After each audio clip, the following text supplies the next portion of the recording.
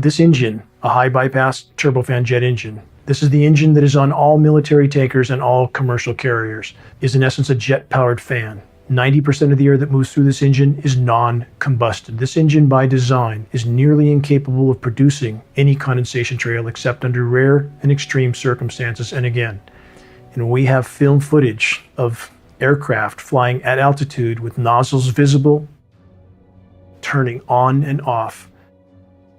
That is the end of the argument. Since even before man could fly, there was an effort to try to modify the weather. We have weather modification patents going back 100 years plus.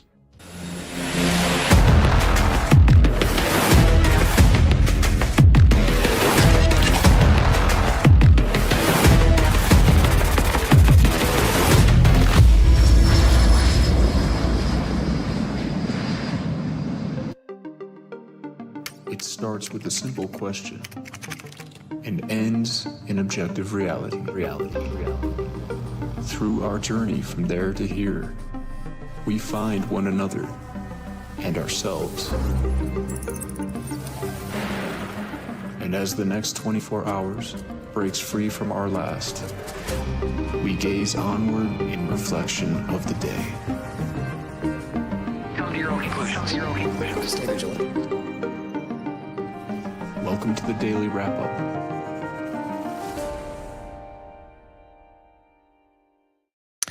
Monday, July 7th, 2025. Thank you so much for joining me today. Interesting discussion today. I stumbled across something that I'm well versed on when it comes to the overlap of a few different conversations. Geoengineering, weather modification, cloud seeding, all could be perceived as different things or overlapping conversations.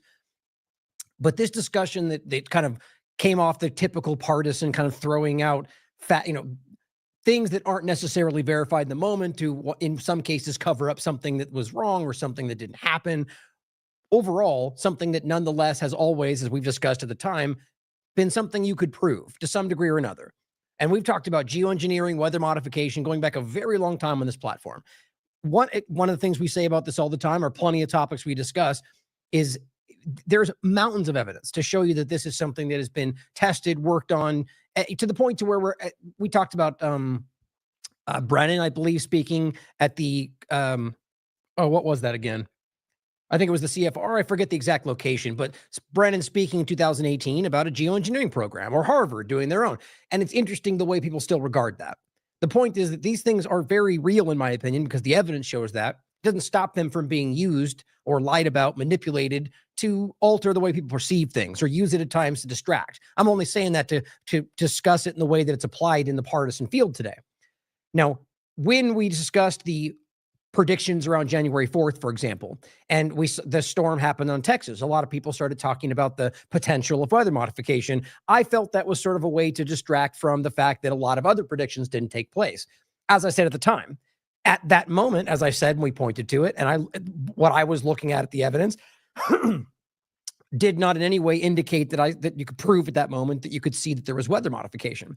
But as you know, as I do in anything, even things that I'm in everything we look at, I will dig as far as I can to try to find evidence, try to find something that backs it up. And I found something very interesting that goes back a while, connects to a lot of things we've talked about, whether Peter Thiel or, just about everything we're discussing today, which I don't want to jump the gun because AI is where this is going. It overlaps with this very interesting conversation. I found something that people are discussing quite broadly, but not getting as much reach as it should, around a group called a company called Rainmaker, and something that is working on cloud seeding. And it turns out there's clear evidence that he's working in Texas and had been doing this. Now, the question of whether this was done on the July overlap, he's denied that. We'll go into the evidence. But the reason I'm discussing this today is not just that story, because I feel like we've covered pretty extensively that weather modification is real, and it's interesting we still have to debate that. And of course, we've seen it thrown out at times when there's not much evidence to back it up, but it's still interesting and worth considering. But then when I saw this other part of the story around something that I wasn't even that well aware of, about how much water artificial intelligence, or rather more specifically just data centers, but largely AI data centers today, how much they consume in order to answer Grok's question, for example, or that's not the best way to frame that, but when you ask and when Grok is engaging and you ask and it responds, the amount of water that's used, the question being, and we can go over the facts, the info that we're seeing today, it's disputed, that the water that's used, fresh water, in order to just have that process happen. I was kind of blown away by this.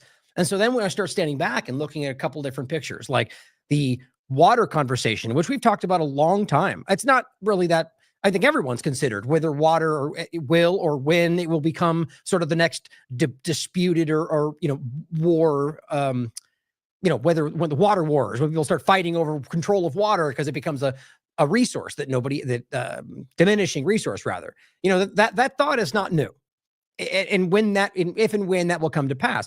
But this starts to overlap. The reason I said that is because looking at past actions of government and what they've done around the control of water and why that was always, control, being able to have water that others need. It made sense. But then when you look at the bigger picture around something like this, you start to wonder, was this always part of this kind of plan? Things like Flint, for example, or Nestle, or the Texas conversation in general, in a different context around the people who own the majority of the fresh water. All these things started to become a lot more relevant. And I just wanted to consider it in that picture today and talk about, one, the alarming reality of what's happening in that AI direction, the amount of water that's needed, and then back to the question of weather modification, whether or not weather is being modified in order to increase the amount of water that we currently have on the planet. It's a very interesting thought. Now, as always, we'll theorize about anything, regardless of how people might think, reflexively call something crazy. We're not. If and when we can prove something, then we'll make the claim. But up until then, of course, we can consider these things. But what I thought was fascinating is going back to the Texas point. It is interesting to find the person that seems to have been involved there. And thanks to people online who are pointing these things out, which is where I found it, that this person's connected. And back to Peter Thiel and back to artificial intelligence. And it's worth investigating.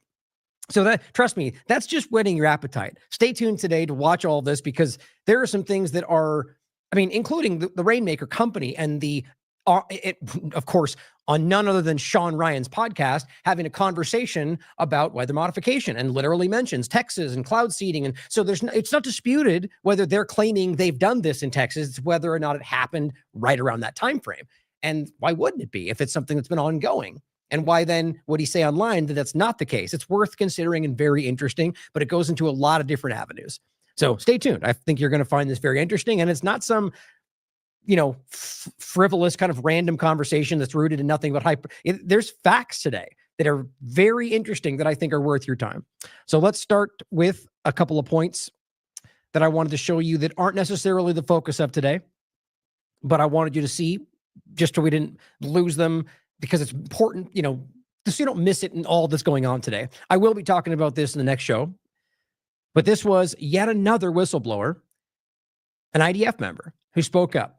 An Israeli reservist who served in Gaza has told Sky News IDF troops killed Palestinian civilians at random. Now, this shouldn't be that shocking if you watch this show, if you have eyes, if you're objective and honest, but some people still have trouble out there about this obvious conversation, but especially since there's been numerous other whistleblowers in the IDF who have already come out and said, yes, that's what's happening. Or we have the recent Haaretz article saying they were ordered to shoot at innocent people and civilians. So let me play this just so you don't miss that. I have two other points on this opening thing that relate to Epstein and a couple of things we're going to get to, because we are going to talk about Epstein, obviously, the reality of how it's just, it's funny. I didn't even get into it just right there to start. It just seems like it's probably the least important story, not the Epstein story, but the fact that they lied about it like we knew they would is probably the least important thing to discuss today. But it's clearly overtaking the conversation, but it's worth pointing out for a couple of reasons. And we'll show you some of the things that I do think are relevant and how it does tie back to Israel and even possibly to the larger conversation today. But we will talk about it because it's relevant and it's interesting to see what's developed around that. But once we get past that, we'll be talking about the rest of it today. But I'm including this because I think it's important to connect, you can't decouple the Epstein conversation from Israel. But there's been many examples like this. So I'm going to play this and to show you the points that relate to Israel before we get into the Epstein overlap. An Israeli reservist who served in Gaza has told Sky News IDF troops killed Palestinian civilians at random, with orders to shoot sometimes dependent on the mood of the commander. The IDF strongly denies the claim, saying it operates against military targets, not civilians. Our international correspondent, Alex Rossi, has the story for us. I think everything in a war is kind of messes you up. It is rare to hear Israeli soldiers speak openly about their time in Gaza. But after 3 tours of duty, this reservist says his conscience won't let him stay silent. Every commander can choose for himself what he does, so it's kind of like Wild West. And so some commanders can really decide to do war crimes and do bad things and like don't have very consequences of that. He agreed to talk on condition of anonymity, fearing he could be labelled a traitor or ostracised at home. These photos were taken while he was serving in Gaza, where he was stationed in the homes of displaced Palestinians. I think you can't be in this scenario for so long and not like normalize it and not like kind of you lose your mind and then killing is more and more normalized and you can't see the problem in it. Kind of feel like I took part of something bad, and so I think it's like I need to counter it with something good that I do, and I hope that by speaking of it, it can change like how things are being done. And I think a lot of people, if they knew exactly what's happening, they wouldn't. It wouldn't go down very good for them, and they won't agree with it. Alex Rossi, Sky News. Now, what's crazy to me, and obviously, the reason I'm playing this to start, obviously I didn't have to include this today, is because it's important that we make sure we don't lose sight of this, right? Consider eating your vegetables in the conversation today. We have to understand how important this is and how much this is not slowing down. It's worthy of notation every single day, if not the focal point. But what's crazy is that, even the way he's discussing that, it's like even, and maybe it's just that it's, I don't know how you can talk about committing genocide or murdering innocent people with such a blithe tone. I don't know. It's hard for me not to hear that, but at least he's coming up and speaking about it and telling people about it. But it just is kind of crazy to think about what's been done to this society. Now, just really quickly, this part is just another, this is what, the 6th one? This is the one I've been playing for a while. This goes back to what, 6 months ago? Do you think that you witnessed war crimes taking place? Probably. The ground assumption is that they are Hamas. And then if you go this way, you're bound to kill people that are not. Now, in a rare interview, one soldier tells us about... And it goes on. The point, guys, I just how we can still pretend like we don't all know. And I think we all know, and we all aren't pretending that. What's crazy is that it's becoming evident, like self-evident, that literally everybody sees what's happening, and that still has no effect on whether your governments do what they want. Make of that what you will. And whether they're being influenced, told, blackmailed with the conversation today by some other entity. It's just absolutely insane this is still happening the way it is. Plenty of more to go over that topic. We'll come back on another show and get into it in depth.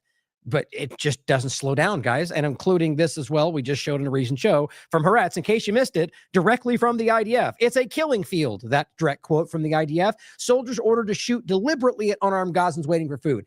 Everywhere you can see this, but all these governments still act like we're just not sure. Because they're disgusting, they're liars, they're dishonest, or they're completely blackmailed. Frankly, at this point, I don't really care anymore. I don't have any concern about how you got yourself into a backward, into a corner position where you're being blackmailed. I mean, it's a point I'm just getting tired of having to act like this is not obvious. I said, yet another whistleblower telling you what is self-evident at this point. Israel's murdering the unarmed, innocent people. Israel's committing a genocide. That's what's happening. Now, Kevork Almacian, to add to this point, in case you didn't see this was today. This was the date, it was June 23rd, but this is making the rounds today. While we're busy chasing the Epstein client list that they'll never give to us, that does exist, here's what you missed. The Trump administration has revoked the foreign terrorist organization designation from Al-Qaeda. Hayat al-Sham, but this is the same, not, it's literally AKA Al-Nusra Front, AKA Al-Qaeda's branch in Syria. Gee, can you piece together why? Because they now are working with that group, with Israel, to control what's going on the ground. So Israel's working with a terrorist group. The U.S. is working with a terrorist group. Surprise, surprise. We've always been telling you that. They're a proxy element of the U.S. and Israel. It's funny how it's all clicking into place. Yet still, people will tell us we're crazy for saying that for the last decade. Here we are, one more time. But on top of that, don't forget, as we get into the Epstein point, here's Dan Bongino being asked, what is dear to your heart? Do you remember what he said? What cause is dear to your heart? Cause is dear to my Israel, the defense of Israel. What is number one? Yeah. Didn't even take a beat. Kind of makes sense when you really break it down. Now, before we get into it all, I just think it's worth pointing out. I mean, the obvious, by the way, Whitney's work, monumentally important, that everyone should be going to first to understand how long this has been obvious. And I mean, I don't even just mean the fact that it's been, everything. I mean, just how far she's ahead of this and how obviously that upsets other people who want to be known for that, who were not doing such as the kind of work that Whitney was. But Epstein, this was from December 4th, 2018. Epstein avoids trial. And just, the point is we're covering this like a lot of us were, but in depth and understanding the things that are now drifting through partisan conversation as we are with every story, doing our best to give you the facts. But the point what I'm making with this is this conversation, Acosta and Epstein, that a lot of people still grapple with. It was obvious then, it's obvious now. What Acosta said, I'll show you in a second. And the reality that this is a joint, it's kind of obvious to me, and this is my opinion, that it's Israel in control of a lot of what's happening. People dispute it back and forth, that they say it's the U.S. and Israel's the one following along. You can decide for yourself. I think it's the former. But the point is to show you here that Acosta said both, right? Intelligence, and then later, insinuates, mentions more ways than one, CIA and Mossad. And I'll show you that. But here's also just the tag for Epstein to look at all the work we've done over the years talking about this. Here's even that one that Derek put out. I'm sorry. This was, that's crazy. I thought for some reason I was thinking Whitney put out. This is for TLAV, February 2nd, 2021. Biden's nominee for a new cabinet level science position is Epstein-linked geneticist, showing you that we're not about one party or the other, guy. I'm not about one party or the other, guys. We're about the facts. Always have been, which is what really irks some of these partisan screamers out there that tried to tell you we are black-pilled purity test maniacs. Now that everything's coming to pass the way we said it would, or predicted, because we were looking at the facts as well, now there's another narrative. But let's talk about this. Axios, 22 hours ago. DOJ, FBI conclude Epstein had no client list, died by suicide, and of course that, if you believe this, that there was no blackmail involved. The first and most important, let's say this, the first point to make, arguably what's more important is up for you to decide. But first thing to think about, before we get into the actual, what's happening versus is that they said a lot of things, they being the government, both left and right, Biden's administration, now Trump's administration, that they're now, on full display, at least claiming. The reason I say that is because we have to ask whether they're lying with this, maybe this is AI video and all these different questions, but that they're displaying that they lied to you. Right? Either they made this up now, which shows you they're lying to you now, or they're saying, here's cameras that we told you weren't there, right? Or that no blackmail, no list. You've all said these things, whether Bondi said list, we'll go over that, or the idea that there's blackmail, which you've all said. And yet now the argument's different. Now they're all lockstep telling you we never said those things. Now we're trying to walk back what Bondi said. So you just have to be really honest with yourself, whatever side you think you're on, hopefully just the truth, that these people either lied to you then or lying to you now. There's really no other way to see this. But so that we can go, the article is really just bullet points, and I'll include we'll read the document for you real quick. But they're simply doing what a lot of us predicted, lying to you. That's what I think the evidence backs up. We'll go through it. Here is, as always, downloaded onto our server so you doesn't disappear somewhere. As part of our commitment, this is from U.S. Justice, the Department of Justice, FBI. As part of our commitment to transparency, pause for laughter, the Department of Justice and the Federal Bureau of Investigation have concluded an exhaustive review of investigative holdings related to Jeffrey Epstein. To ensure that the review was thorough, the FBI conducted digital searches of its databases, hard drives, and network drives, as well as physical searches of squad areas, locked cabinets, desks and closets and stuff, and other areas where responsive material may have been sorted. Now, am I crazy, or does that just sound like that's not true? Are we to believe that they just went through and searched every desk drawer in every building that they, does that not sound dumb to you? They wanted it to sound like it was really exhaustive.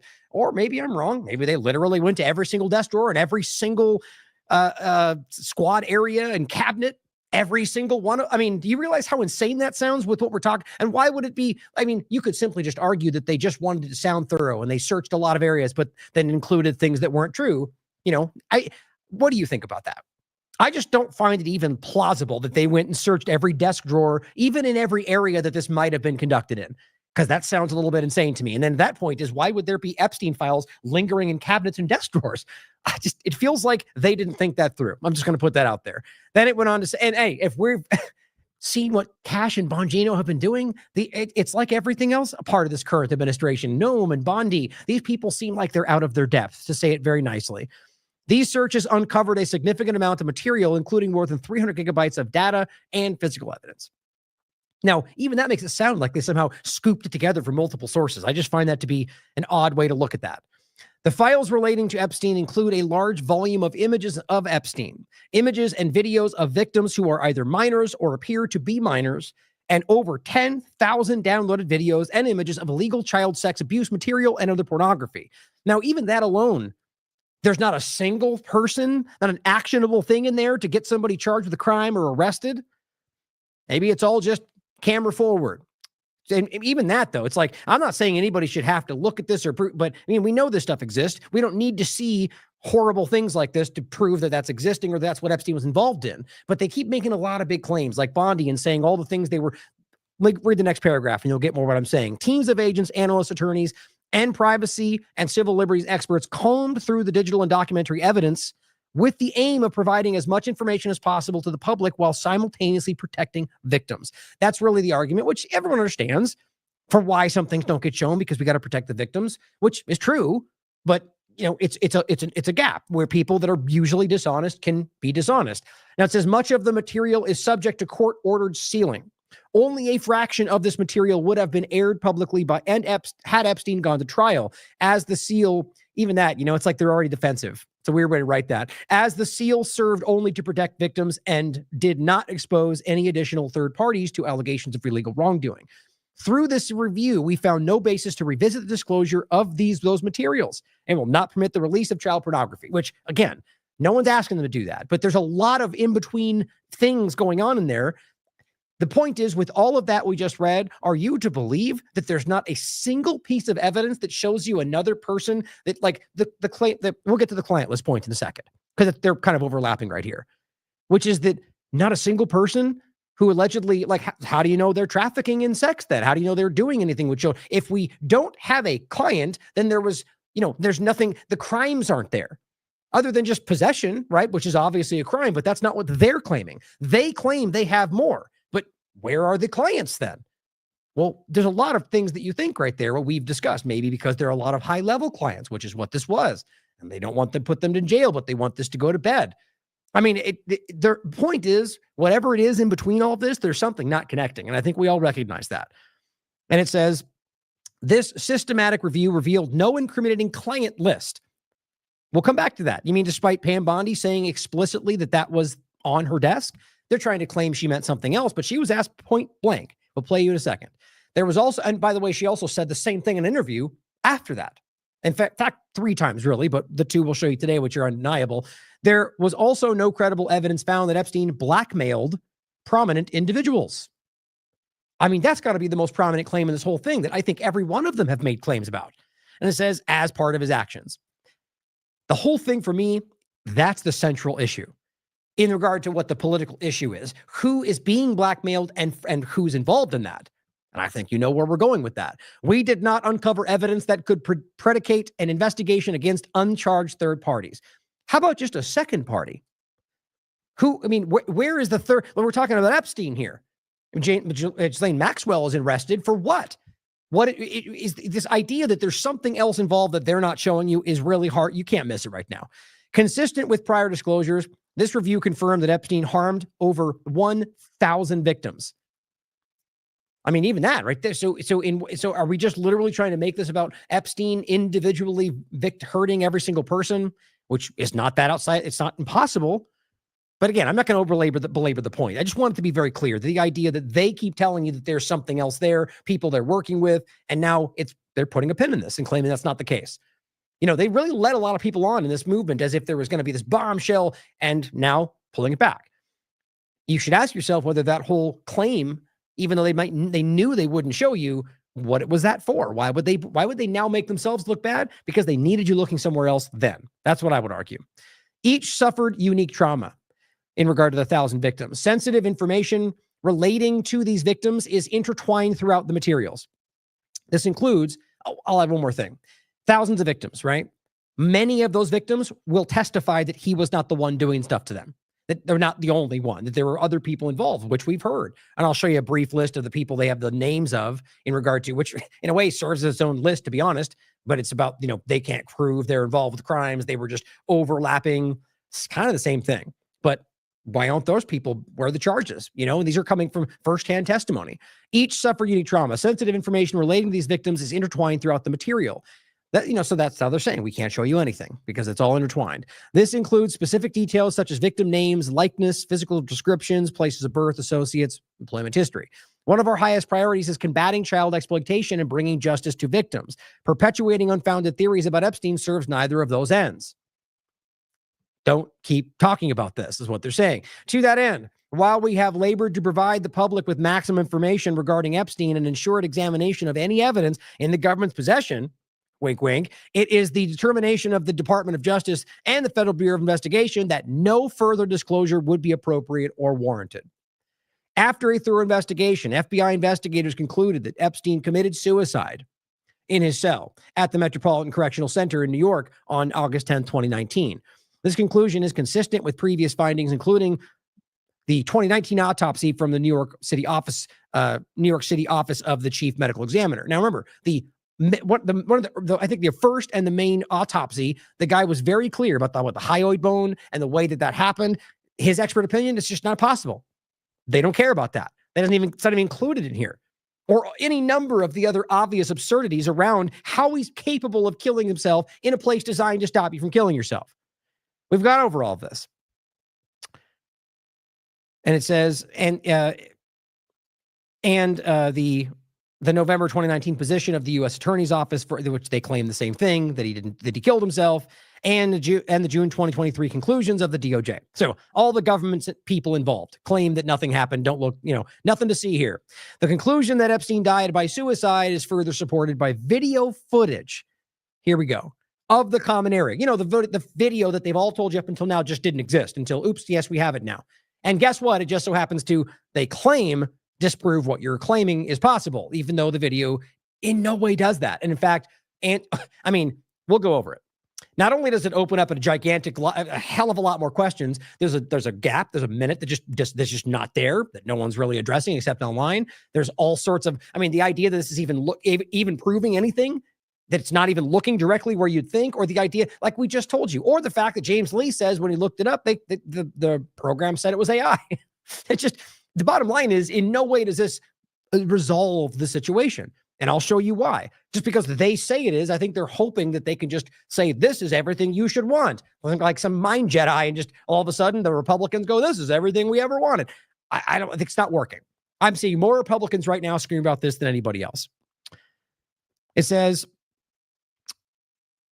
the video footage they claim from the special housing unit where he was housed, that's what they're claiming proves that. And the DOJ Inspector General explained in 2023, anyone entering or attempting to enter the tier where Epstein's cell was located would have been captured by the footage. The FBI's independent review of the footage confirmed that from the time he was locked in his cell until the time he wasn't, that nobody entered. And this is from 10:40 p.m. to 6:30 a.m. the next day. During this review, the FBI enhanced the relevant footage by increasing its contrast, balancing the color, and improving its sharpness. So altered the video. That makes you feel comfortable. But here's Pam Bondi. We'll start with this. Just the basic thing that she said this. Now, good. It's you don't have to turn this into that means they're hiding the list. It's one of the obvious questions. It could simply just be that Bondi's a dishonest person, like they've been the entire time. Noam and Bondi and Trump and all of them, no different than the left. They are here because they want power, and they're here to lie to you about what they're doing. No, he's MS-13 rapist, terrorist, murderer. Oh, not at all, but let's just keep pretending that. Or any number of other things they've lied about. You could go down the entire list. So maybe she just said this because that's what she thought you wanted to hear. I don't think that. I think there's more to it, but it's important that we're objective and we ask, I want to point out that these people would lie about anything. That's obviously important to this conversation. Saw your appearance at CPAC with Ben and with Ted Cruz. And one of the things that you alluded to, and this is something Donald Trump has talked about, the DOJ may be releasing the list of Jeffrey Epstein's clients. Will that really happen? Jeffrey Epstein's client, the list. He didn't ask about anything else. May be releasing the list of clients. Here's a response. It's sitting on my desk right now to review. No, yeah, I mean, you could argue she just meant the entire file, but that's not really what she said and not really what he asked. So that you can't really, you have to be, if you're honest, she very well could have meant the list right there. That's been a directive by President. And most likely did because of the question. Trump. I'm reviewing that. I'm reviewing JFK files, MLK files. That's all in the process of being reviewed because. Also, she said more than once about this massive trove she was going through of all these different things. And then after that came out and said, what video? There's no video in regard to, and she has gone back and forth more than once. Again, Republicans are calling this stuff out. So here, that's the first part. Oh, and here's the article. This one's from February 27th, where it says, oh, I had it right here. I didn't take a picture. It's right here.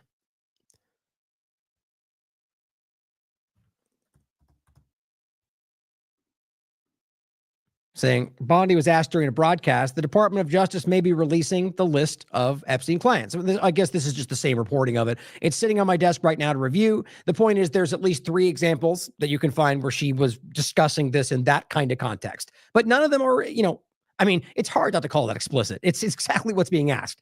But here is the response of Leave It about this today in regard to the list and whether she was asked that. And, it's the answer you expect. This is Primo Radical simply says this is the most repugnant, low IQ, non-answer, and deflection possible. Is anyone falling for this? The FBI looks at the circumstances surrounding the death of Jeffrey Epstein.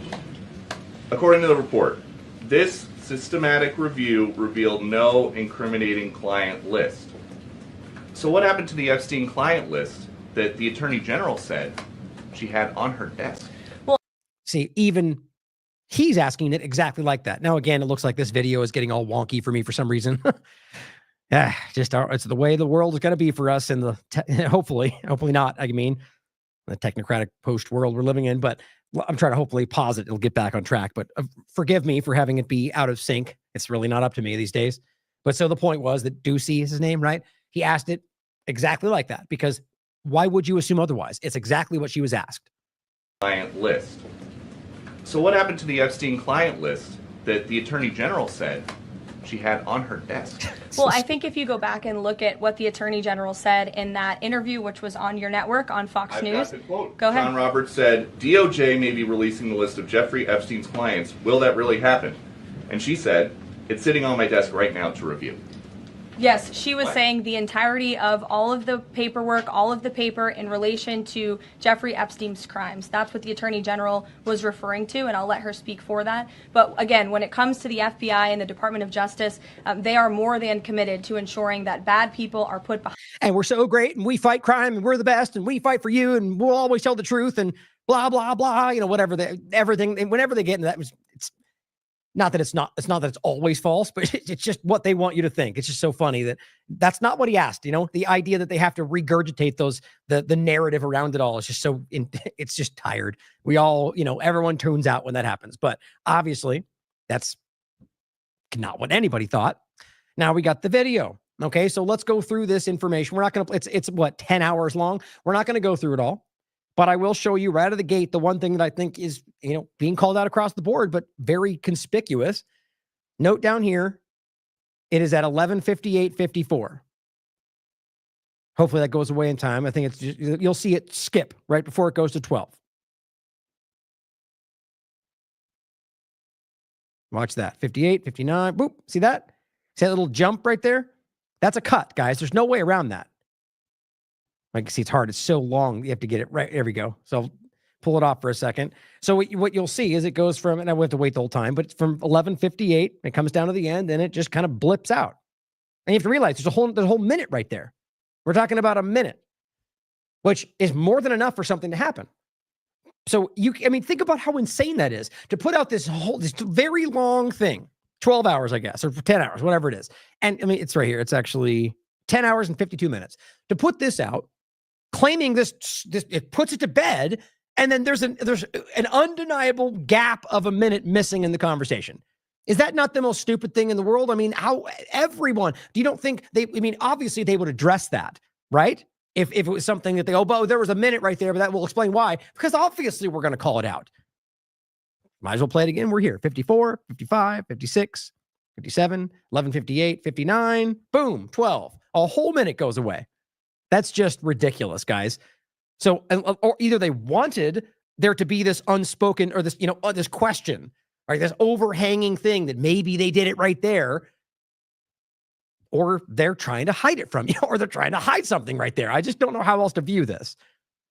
Now here, Adam Cochran, who I started following because of this, I wasn't familiar with before, does a really great breakdown of all this.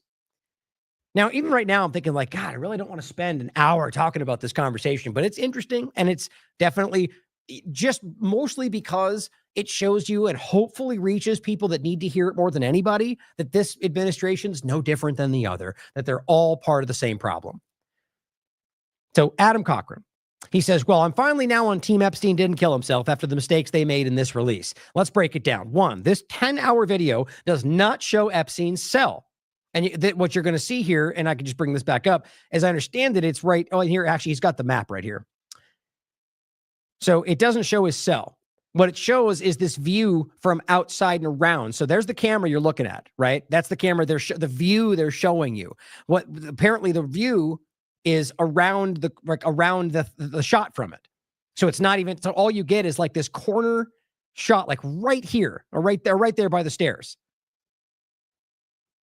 So he says it's across the entire hall from the Epstein section, which is broken down. I mean, so I guess what their argument would be if pushed, and it's just my opinion, is that that's, this is the one that they found. The one over there was broken. That's why we didn't get to see right by his door. But this one we later realized was, and it took you years to tell us that. But the point is, it still does not prove. Like I said, if it doesn't show even if it did show that whatever they said was happening, we would question whether they made it up, which is we'll get to in a second with James Lee and the AI discussion. But now they give you something that doesn't even fully show you like the real time frame or like what in and out, or like showing him in the room hanging himself would be even then we should question it. But that's the kind of thing would be like, okay, clearly there it is. He killed himself. Without showing that, for all we know, somebody put something in there. Somebody did something to him while he was in there. Somebody snuck, before, was in there the whole time. They came out afterward, or that they were involved. It's not that far outside their own possibility with all that we've seen. Everyone off duty, sleeping, or suddenly the cameras all don't work, and all these like the 17 different things that show you something went down. So this does not put this to bed, and you'll see why. Here's the breaking down one post. He says only a tiny sliver of staircase leading to Epstein's wing can be seen. This is why they argue it proves no one approached his cell that night, despite it being almost entirely out of frame. Stairway to L tier, it says in the second image, is what leads to his block. Oh, there's a better one for the whole thing right here. So there's a good overview. Take a screenshot. There's the kind of breakdown of the space, and each one of these represents little stairs going up. Now it says in each of the tier is 8 cells with up to 2 inmates. Epstein is L tier in view of the guards, which is where the circles are. See right here, like that's where the guards are, who is directly diagonal to the camera. It says the first red flag is that this footage exists at all, right? Which we've all picked up on because we know I shouldn't say we know. My point is they claimed that from OIG report that most cameras were not recording that day, which makes no sense to me, except for the one in the stairway, and this camera. But we frequently had conflicting stories about which footage still exists. To suddenly have 10 hours released is not just odd, it's ridiculous. We've been told there is no footage, it was out, and now it is. It just how anybody takes that at face value is beyond me, but they do exist, and you know who they are out there, either trying to pretend like this puts it to bed, which is embarrassing, or like, oh, it's not that important. Epstein's, it's a story, but it's not the most focus on, those kind of people. But it says the first red flag. Oh, it goes on to say, but we frequently had, that's the one we just talked about. And it goes on to say multiple entrances. As I watched the video, I noticed, this is him speaking, multiple people enter from the right-hand side of the lower level. As it turns out, door 46 leads to floor 10. He says both the primary and secondary, the special housing unit 9 entrances are on the lower level on the right-hand side. And here's the map again, demonstrating what he's talking about.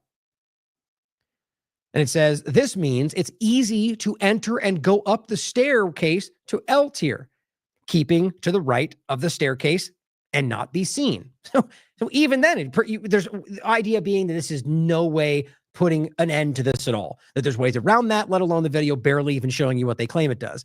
For example, it says, here's a screenshot for the podcast. I'm going through the screenshots on this thread. She has a screenshot we'll talk about later of 2 people rushing up the stairs, and you can still barely see them. Lockdown time. The next oddity is the lockdown time, according to the official report. All inmates were locked in their cells around 8 p.m., which my opinion is we can never trust these official reports, but that becomes a problem when they've got inmates visible on camera at 8:23. See if we can do it quickly. It's hard to get this date exact, the time, because it's so long. Right here. Oop, went too far. There. So right there. See them going up and down the stairs? In the back, if you look all the way in the back, there's one person going up, and you'll see a couple people in orange.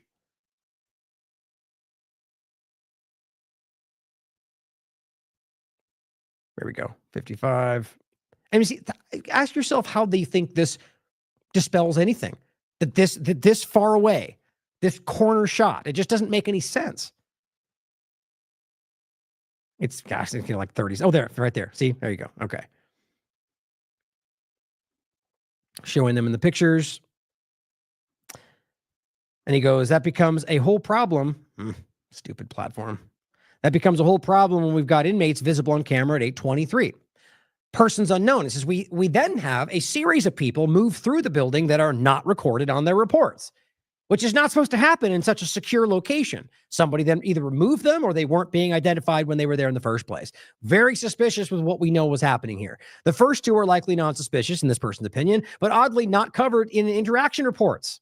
That's more than odd. It's highly suspicious. And it says the first odd one takes place at 17:28. Then a Blackmail CO retrieves a paper that was slipped under door 46. At first, I assumed this was material handler Thomas from the reports, but he didn't start his shift until midnight. So he says, I assume this may be evening watch officer in charge who is unnamed in the report. Also strange. This may be standard comms protocol, but the fact it wasn't outlined in the report, which documented all their procedures, is odd. And it says the next oddity is the man who leaves through door 46 at midnight. Unlike everyone else who carefully closes the security door, he flung it wide open, left it open, and had to return to close it. Which, I mean, see, like that kind of thing, it leaves opening for something to accidentally make its way through. Given the inexperience and timestamp, this could be material handler Thomas. He goes, next up, I call Hatman. Hatman seems to do laundry service. He throws the old linen bags out into the hall and brings new ones in, but there's a problem. Hatman doesn't leave, then the linens linens and go back out the door. He pushes the empty garbage can a bit to the right, obstructing the view of downstairs. Then he walks down to the lower level with a fresh linens and out the view to the right-hand side. This is the first time in the video we see, A, someone could exit from the lower level as Hatman isn't seen again, or B, you can reach the L tier stairs out of view, simply showing you that none of this proves anything. But also keep the orange linens in mind, is coming back to that. Lastly, we've got these two characters unknown. The first one, someone collecting reports, but the second person wearing a black hoodie with their hood up, who leaves for 20 minutes and returns at between 5:38, 5:50 a.m. with no record. That's 40 minutes before they come and find allegedly Epstein killed himself. When did Epstein get locked down? It says the next is the problem of when Epstein was in his cell. The initial report tells us that he was allowed to make an unscheduled phone call at 7 p.m., which lasted until 7:19, and he walked back to his cell. Who did he talk to? Interesting timing of all of that. What orders were given? What happened? Was he threatened? Was he blackmailed? You know, all these things matter. I mean, one of the possibilities is that somebody gave him something that gave him the ability to do that and said, do it or we're going to do something else. All these are up in the air. And the idea that we just put it to bed and killed himself, it's just, even that right there could mean, yes, maybe he did that, but who drove that to reality? Who gave him the materials to allow that to happen? It's clear this is a cover-up. That's my opinion. I think the evidence more than backs that up. However, later that same report said he was housed between 10:40 p.m. and 6:30 a.m. when he was found, but not if he was able to come out and make a phone call and talk to somebody. At that time kept coming, and that time kept coming up. In another statement, they said no one checked on him since 10:40 p.m. It says, he's including the screenshots of the document, which is below. But it was today's FBI press release that I think made the big mistake. It said Epstein was locked in his cell at around 10:40 p.m., which was weird because all inmates were supposedly locked down and sometime just after 8 p.m. with no record of other treatment. So he says, in fact, the original release statement claimed that in the video, the reason we started at 7:40 is because this gray-haired man is supposedly Epstein being walked to his cell. So what happened at 10:40 p.m.? Simple point is inconsistency. Maybe it's a mistake. Certainly could be. But we all know that it could be something else too, which is covering up the timing of all of this. What happened in that time frame? Who did he talk to? It says, what happens at 10:40 p.m.? It's incredibly hard to see, but if you look at the frames one by one, then you'll see 10:39:40, empty stairs, 10:39:42, an orange blur on the left of the L tier stairs, 10:39:46, a more visible orange sleeve at the top of the stairs. So let's look, 10:39:40.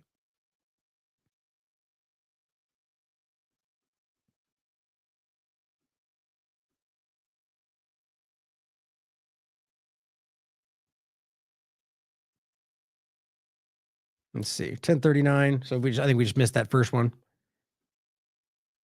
Shoot, it's so hard to get close. We'll do there and we'll reflect on this. So the point is that counts down 10:39:40. So empty stairs, but then at 10:39:42, an orange blur, the left side of the stairs. Oh, it's going to be a while. Damn it. Well, you guys get, I like to give you guys, the illustrative. He's got the images right here, and we've got the video for you to watch after the fact, but just, as always, good to do it live if we can. 10:39:42. That's going to take too long. It's a whole minute. If I try to move it, it's going to take too far. But so as you can see here, there, the orange that flashes by, maybe I'll jump back if we can catch it on time. 39:42. Okay, about a minute from now. But so continuing, he says, so at 10:39, for reasons unknown, undocumented and suppressed, Epstein was out of his cell, at least by the information that we have based on what they're claiming. But again, it could simply be they're lying or it could be a mistake. Consider that. Well, don't use their cover story as absolute fact either, right? They could be lying about any number of these things. 38:46. How'd that pause? It seems like it stopped. Oh, it does stop. Damn it. It stops playing when I jump away. That's stupid. Oh, well, but it says, for reasons unknown, and then it goes, despite every statement claiming he had been locked down for hours. The initial OIG report claims officers checked on him in his cell at that time, which was a lie. Yeah, it's weird. Let me do this, actually. I think I can pull it off. I just pulled it off the thread and see if that will keep going, even if I'm away from it. Sorry, experimenting as we go. There we go. Nice. Okay, I'll let it count down in the background. All right, so it says the guard station that the officer sat at was close to Epstein's cell so that the guards could carefully monitor him. In fact, it was the only cell where guards had direct line of sight and could have easily heard movement in. And this is something we talked about well before. The idea that they weren't able to see this or what, I forget what they said, what they were either on break or they were sleeping. I think it was sleeping is what they said. But there's inconsistency even in those reports. There we go. So 39:40, right there. Right? See the orange right there? Definitely there. So, guys, there's something going on here. I actually can't believe that they put this out with how many open holes are in this, how many inconsistencies, how many new questions it brings up. I find that really interesting. So he says, despite this, the guards claim to have not done their rounds or checked on him and to have fallen asleep at their desks for hours. One problem, though, There isn't any multi-hour span in which they weren't seen walking around on camera. See, it's like they didn't either think this through or somebody wants this to be exposed. That's certainly possible. But here, enter the Q conversation where it's going to be somehow this is their secret plan to expose the crime and that they're trapping them and it just never seems to come to pass, which only works if you pretend there's one good guy side in the broken dynamic of our government, which clearly does not seem to be the case. But that's wild, right? That they can claim they missed it because they were sleeping, but you can see because of the video that they were doing their rounds, and that's not the case. There was not a long enough period. Now it says finding Epstein. They found Epstein at 6:30 a.m., as we're told, and when they've delivered food. The food delivery makes it upstairs to the cell without ever appearing on camera, showing how useless this angle is. Or they lied about that, which I'd imagine they bring food that seems normal, right? But it just simply either shows you that you can't see everything or that they would just lie about what happened then. They found him at 6:30. It says they find Epstein hung, in quotes, I would add, using an excessive amount of linens. But as far as and I reported this from their own information, we're told that these sheets are designed to where they're not even strong enough to be able to withhold that they would tear because you're in a cell designed to not allow you to kill yourself. Now it says, note how he didn't use, this is from their report, guys. This is really interesting. I hadn't seen this. Note how he didn't use the electrical wire from the 2 CPAP machines in his room, which makes no sense at all. But instead, apparently, this small single strip of cloth that we were told isn't capable of doing that, but to hang himself, but also didn't even knock over the bottle that was sitting there. It's so obvious we're being lied to. And perhaps most curious of all, when crime scene photos from the OIG were taken in a prison that's known for its disrepair, nearly all the railings were painted black, except for the J tier. But in the video, the L tier, the railing is unpainted. What do you know about that? Suggesting either the camera is not positioned where the report claims, or what I'm leaning toward, the crime scene photos were taken at the different time. For some reason, or to cover up, maybe in that scene, that image, there's something much more relevant that shows you something you're not supposed to see. So they used an old image. I mean, there's any number of things to possibly think. While doing a high murder profile case in a prison that is set to be shut down, they painted the railings. But in this photo, the railing is not. So clearly they either took an old photo or that's the only way I could think that makes sense. It's old, which would be covering up something that was in the new scene. It's so many inconsistencies. Now it says, no matter what you make of that, here is what we know. The FBI claimed no one was approaching a cell block, and that's wrong. 5 or 6 people visibly were near those stairs that night and could have went up without being on camera, as he clearly demonstrated. Both entrances to that cell block were out of view and could access those stairs. There are multiple conflicting times in which Epstein was supposedly locked down for the night. For some unknown reason, a prisoner, likely Epstein, is out of his cell at 10:40 with no record. The officers doing rounds claim to fall asleep at their desks for hours. But with people coming and going and then walking around, we know it's not true. Epstein had an unreasonable amount of linens in his room, but reports from the day say he had the room checked and cleared. Fresh linen, which is it kind of conflicts with the other things, but one possible point leaning towards somebody, forced him, told him to, right? Gave him that you're going to be disgraced or we're going to do something to your family. I mean, who knows what could drive someone like that to do it, but that would lean in that direction. And it says fresh linens were brought into the special housing unit that night by Hatman. So what was in those special linens, right? No prisoners claimed to hear commotion. Yet Epstein supposedly hung himself on a single shred of linen so low on the bed frame that he strangled himself only an inch off the ground, and yet didn't knock over the pill bottle. And on top of that, experts will tell you it's very unlikely, implausible that somebody's even able to kill themselves because of just, you have to lean. It's the same thing with like the Anthony Bourdain conversation on a doorknob with it doesn't make much sense. I guess the argument is unless they were just determined to kill themselves, but it doesn't line up. Now it says most of the cameras in that area failed that night and footage was supposedly lost, but now we have it. For some reason, Officer Tova specifically looks at the one working camera on at least 3 occasions that night.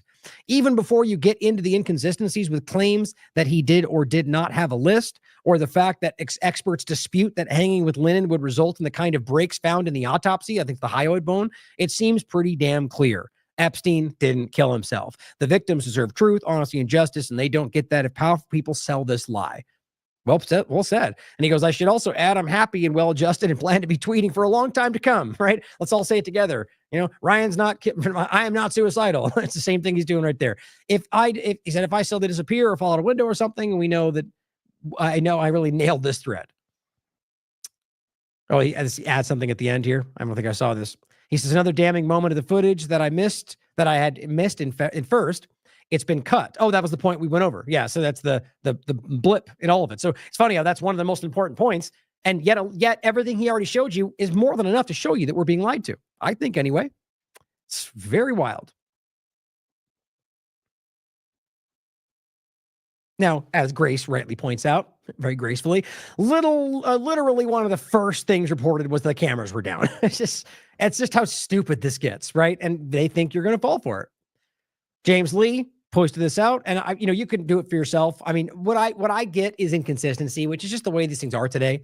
But most of them seem to suggest that, but you get the ones that say not. His point was, I posted the video on FBI, the FBI released as evidence that Jeffrey Epstein committed suicide on TikTok, and the app immediately flagged it as AI generated. That's just special in and of itself. I find that ridiculous. Now, the point about Acosta, I think, is very relevant to this conversation. And this is just one of the many, but you know what's funny? I had a video of this that for some reason I can't find now. Not suggesting any foul play, just that I'm frustrated that we had the video where he literally stood there. I think it was a Donald Trump press conference. And he said exactly this, for those that might not believe it, but I personally saw this, but you can look it up for yourself. He says, I was told Epstein belonged to intelligence and to leave it alone. So isn't this shockingly relevant to what's going on? The bigger part of this says, is the Epstein case going to be a problem for confirmation hearings? Acosta had been asked, right? Because he was going to work with Trump's administration. Acosta had explained breezily, they write, apparently, that back in the day, he just had one meeting on the Epstein case. One. He says, and this is directly from the article, he cut the non-prosecution deal with one of Epstein's attorneys, which is insane that even happened, a non-prosecution for the guy that they knew was guilty. And it says, and remember people that would say, we all knew what he was doing. It's obvious. But it says they've cut the non-prosecution deal with one of his lawyers, Epstein's lawyers, because he had, quote, been told to back off, that Epstein was above his pay grade. Quote, I was told Epstein belonged to intelligence and to leave it alone. He told his interviewers in the Trump administration, who evidently thought that was sufficient answer and went ahead and hired him. Well, that only really makes sense when you understand, in my opinion, the Israel infiltration and all of this. How are you going to let someone work in your administration who has an answer like that? I guess I got to take it one more way, because he knows he'll follow orders, even if he's lying, which is something they clearly want in this government. But guys, the idea that we know this, more than just this, though, because of many other examples, because of Ehud Barak, or these there's been so many different examples of people admitting this overlap. And so that has to ring true with what we're seeing today, or we'll understand why they would lie about it. And I think it's more than not right now because of the Israel connection and what they're doing with this. But they would just as likely cover up for a CIA operative, which I argue it's both. I think that's very clear in the information. Now, Carrie Wedler adds to this. She says, I don't feel the need to do the I told you so dance about Epstein betrayal, but I will say I'm glad I didn't allow myself to be gaslit into believing a bunch of ruling class politicians, propagandists, and authoritarians that they cared about exposing ruling class politicians, propagandists, and authoritarians. Well put, as always. Now, Derek adds to this and says, 1 year ago, Trump said he likely would not release the Epstein files. Promises made, promises kept. People think that one way to build trust is to declassify things that everyone's talking about. I know you just talked earlier about, I don't want to be a conspiracy theorist. So if you were president, would you declassify, you can answer yes or no to these. Would you declassify the 9/11 files? Yeah. Would you declassify JFK files? Yeah. Would you, I did a lot of it. Would you declassify the Epstein files? Yeah, I would. All right. I guess I would. I think that less so because, you don't know it. You don't want to affect people's lives if it's phony stuff in there, because there's a lot of phony stuff with that whole world. Oh, wow. That's not a very convincing answer, is it? Is that what 99% of his base thinks? But I think I would, or at least... Do you think that would restore trust? help restore trust? Yeah, I don't know about Epstein so much as I do the others. Certainly about the way he died. It would be interesting to find out what happened there, because that was or covered up a weird situation, and the cameras didn't happen to be working, et cetera, et cetera. So here's what's interesting. Just like we always point out, now you could argue that something changed and now he sees the truth and he didn't know then, blah, blah, blah, which is certainly possible. But recognize, guys, in my opinion, that they're all involved with the lie, left and right, that he said this at the time, even though he very clearly suggested not, he gave you the bone. We want to find out whether he killed himself because we're interested, because he knew that was the thing. That was the Epstein didn't kill himself, right? They tap into the memes. They say what you, I mean, even though he already said probably not, he gives you the thing that makes you go wink, wink. He secretly is going to, and he doesn't want them to know he's going to. They know how to play you. They know exactly what the lowest common denominator wants. So consider that today with what's going on with or when Trump runs in the first place and says 9/11, lock her up, the Fed, and none of this even gets discussed in his administration. He tapped into what he knew was the majority, and they still do. I think that's very important. But yeah, I'd go a long way toward that one. The other stuff I would definitely do the January 6th, because, beyond all of them. Well, that's very revealing. And this was just his post on June 5th saying Trump expresses doubt about releasing them. Oh, good on him for calling that out. Now, of course, here's another angle. Here's libs of TikTok saying, Trump says he'll release the Epstein client list if elected. The Democrat elites are shaking right now. Funny how well these things age these days. But of course, they're never going to pull. They're going to keep running with whatever. They're the team right now, somehow trying to gaslight you into thinking that what happened is good and that it's all over and it was never that big in the first place.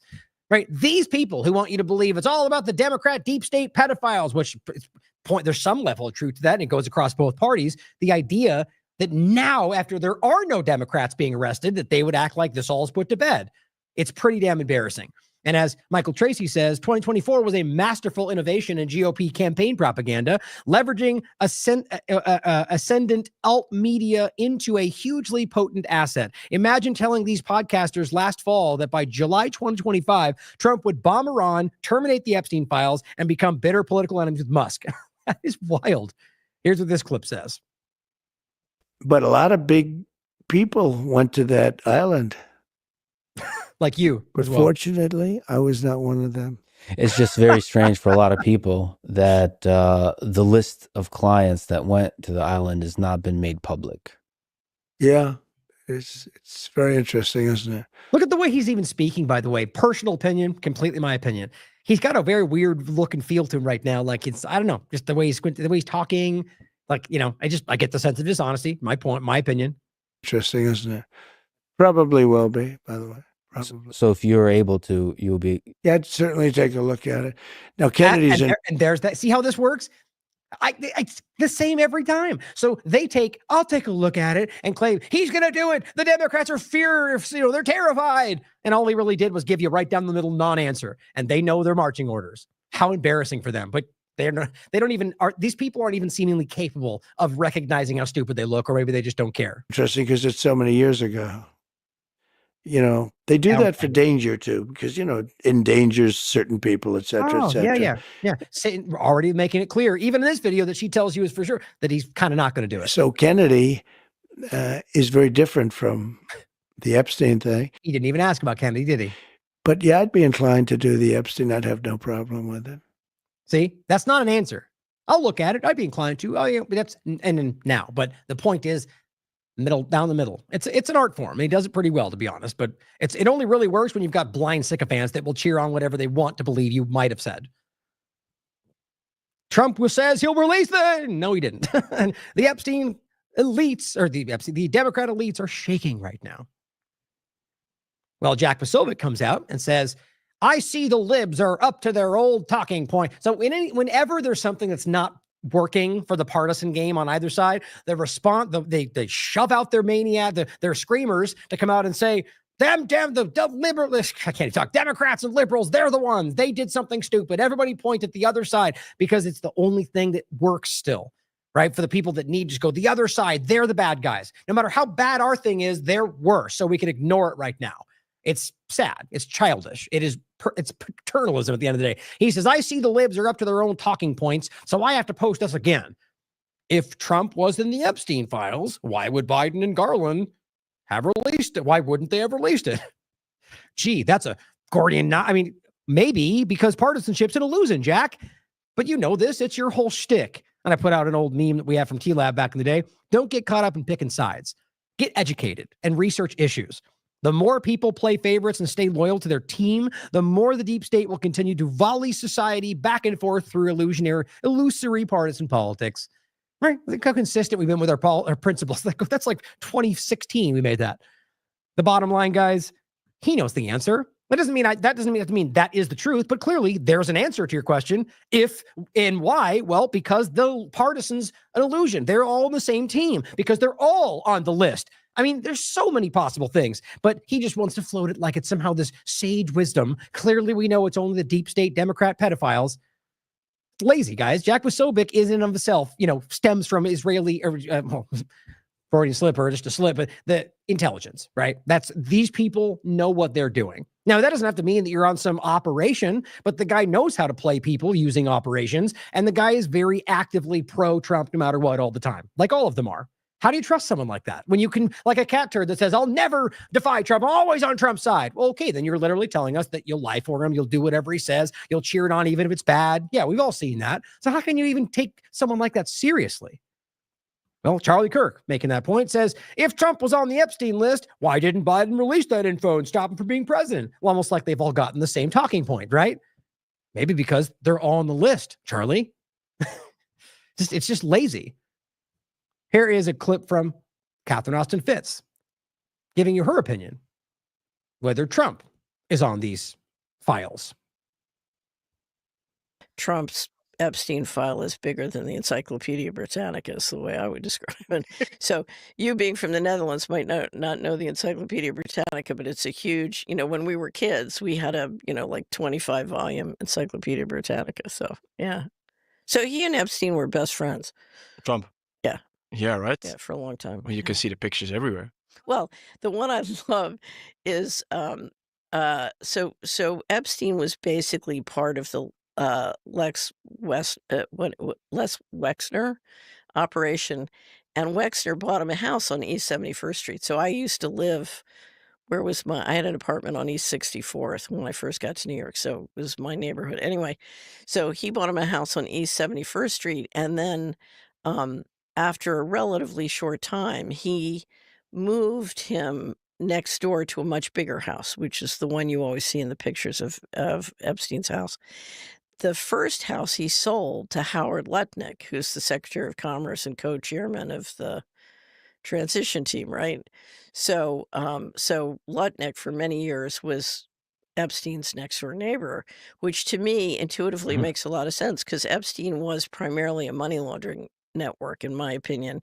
And so having a primary dealer, there are only 24 primary dealers in the New York Fed. And so having a primary dealer who's running the market in Treasury securities is a logical person to put next door. I'm assuming Wexner probably had tunnels built underneath. So anyway, the whole administration is full of Epstein people. So now I imagine she was making a joke right there, but joke but not kind of thing. But in regard to the tunnels, by the way, but the thing is just so, there's so many connections, right? I again will recommend Whitney's work around not just the Epstein point as it relates to this discussion, but like the deeper eugenicist, transhumanist, technocratic overlap of what he was working on in regard to the eugenics aspect of like seeding his seed to the world. Epstein had this really weird, wanting to populate the world with his children, or the idea of the technocratic Harvard overlap and the work being done there in that direction. But, the point is with Lutnick and the rest, you have to really consider how this played a role, not just with Israel and blackmail or the CIA and sexual blackmail, but the bigger picture of what was being driven in, like what we're dealing with today and how it does interconnect. Lutnick is an obvious example of that, but it's a lot more than just Lutnick. The fact that he was next door neighbor is just, you got to really start piecing these things together and see that this is not all coincidence. These people are here in these positions for a reason, guys. Here is Midas Touch simply pointing out some of the different compilations of Trump and Epstein. There are a lot of them. Again, my point is not to say that you could, question everything. Maybe he's telling the truth, but realize if the same thing, if this was Biden or anybody, a nameless Democrat that had the same amount of overlap, you know what these people would be saying. Libs of TikTok would say there's no 100% guilty. We know for sure. And the same question. If you're objective, you wouldn't say that in either case. But you know as well as I that there's a lot of evidence that back this up. And, people like Catherine, their opinion matters. I think they have a lot of weight. But the evidence, I think, speaks for itself. That Jeffrey Epstein was running a sex trafficking ring in the early 2000s that included underage girls as young as 14 years old. Donald Trump in 2002 said of Epstein, he's a lot of fun to be with. It's even said that he likes beautiful women as much as I do, and many of them are on the younger side. He routinely spoke fawningly of Jeffrey. He admired Epstein's lifestyle. Your daughter, she's beautiful. Can I say this? A piece of She's actually always been very voluptuous. What does Tiffany have of Marlon's? She's got Marla's legs. We don't know whether or not she's got this part yet. You were playing tennis and you came off the court. Quote, look at that piece of I would love some of that. It so happened that Trump was referring to Cohen's then 15-year-old daughter, Samantha. I had the impression that he was interested in younger women and that, women would age out for him. Miss Teen Universe? Yeah, that's like giving Jeffrey Dahmer a cooking show. I'll go backstage before a show, and everyone's getting dressed and ready and everything else. And I'm allowed to go in because I'm the owner of the pageant, and therefore I'm inspecting it. I standing there with notes like... Donald Trump is heard making questionable comments about a young girl. You're going up the escalator? I'm going to be dating her in 10 years. A lawsuit against the presumptive GOP nominee alleges he raped a girl when she was 13 years old. Prince Andrew answering questions for the first time about his friendship with convicted sex offender Jeffrey Epstein. I don't know Prince Andrew, but it's a tough story. Trump has been photographed with Prince Andrew as far back as the year 2000. Ghislaine Maxwell is accused of helping Epstein sexually abuse underage girls. I've met her numerous times over the years, especially since I lived in Palm Beach, and I guess they lived in Palm Beach. But I wish her well. You know about sexual predators and things like that. I mean... You are one. All right, I was going to say that, but it's true.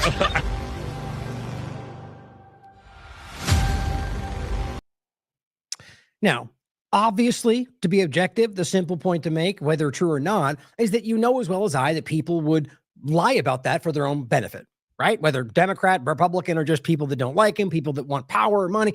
The obvious point is it's possible that could have been an association, but nothing more, and that people want to lie about that.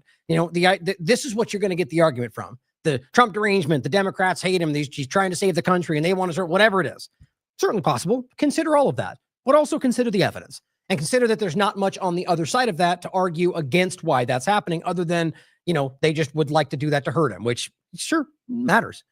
But I think the evidence also matters more. And I think what we can see is if, outside of like tangible, provable, you're going to prison evidence, every other conversation they have about these types of overlaps or any number of overlaps with this kind of conversation, far less evidence is enough to in the court of public opinion, the same people would go after people relentlessly. Now, that point is never made to say that that's why we should say he's guilty. It's simply meant to show you the hypocrisy of people that will go after one and not the other, which is just opening the door. Basically, that's meant to make you, make sure you see those arguments of why you should ignore it in the right light and look at the evidence and come to your own conclusions about what that shows you. Here's what Trump put out today. I just think it's relevant to think about what he's saying while this is all happening, right? So, let's be clear again.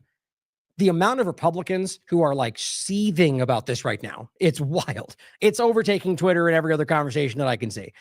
He put this out today. The FBI, under the direction of Cash and Bongino, is back to the basics. Locking up criminals, clearing up American streets. I guess after this long investigation of Epstein, right? We have the greatest law enforcement professionals in the world, but politics, in quotes, and corrupt leaders often prevent them from doing their job. That is no longer the case. And now they have been unleashed to do their jobs, and they're doing it just that. Keep it up. Make America safe again. Right. So what this is meant to be is a not so subtle direction point, talking or, marching orders. That's where you should be looking, right? Let's pretend like that's now done. We're looking forward to the future. Make it all great again. Stop focusing on the nuance and the details. That's how I read that.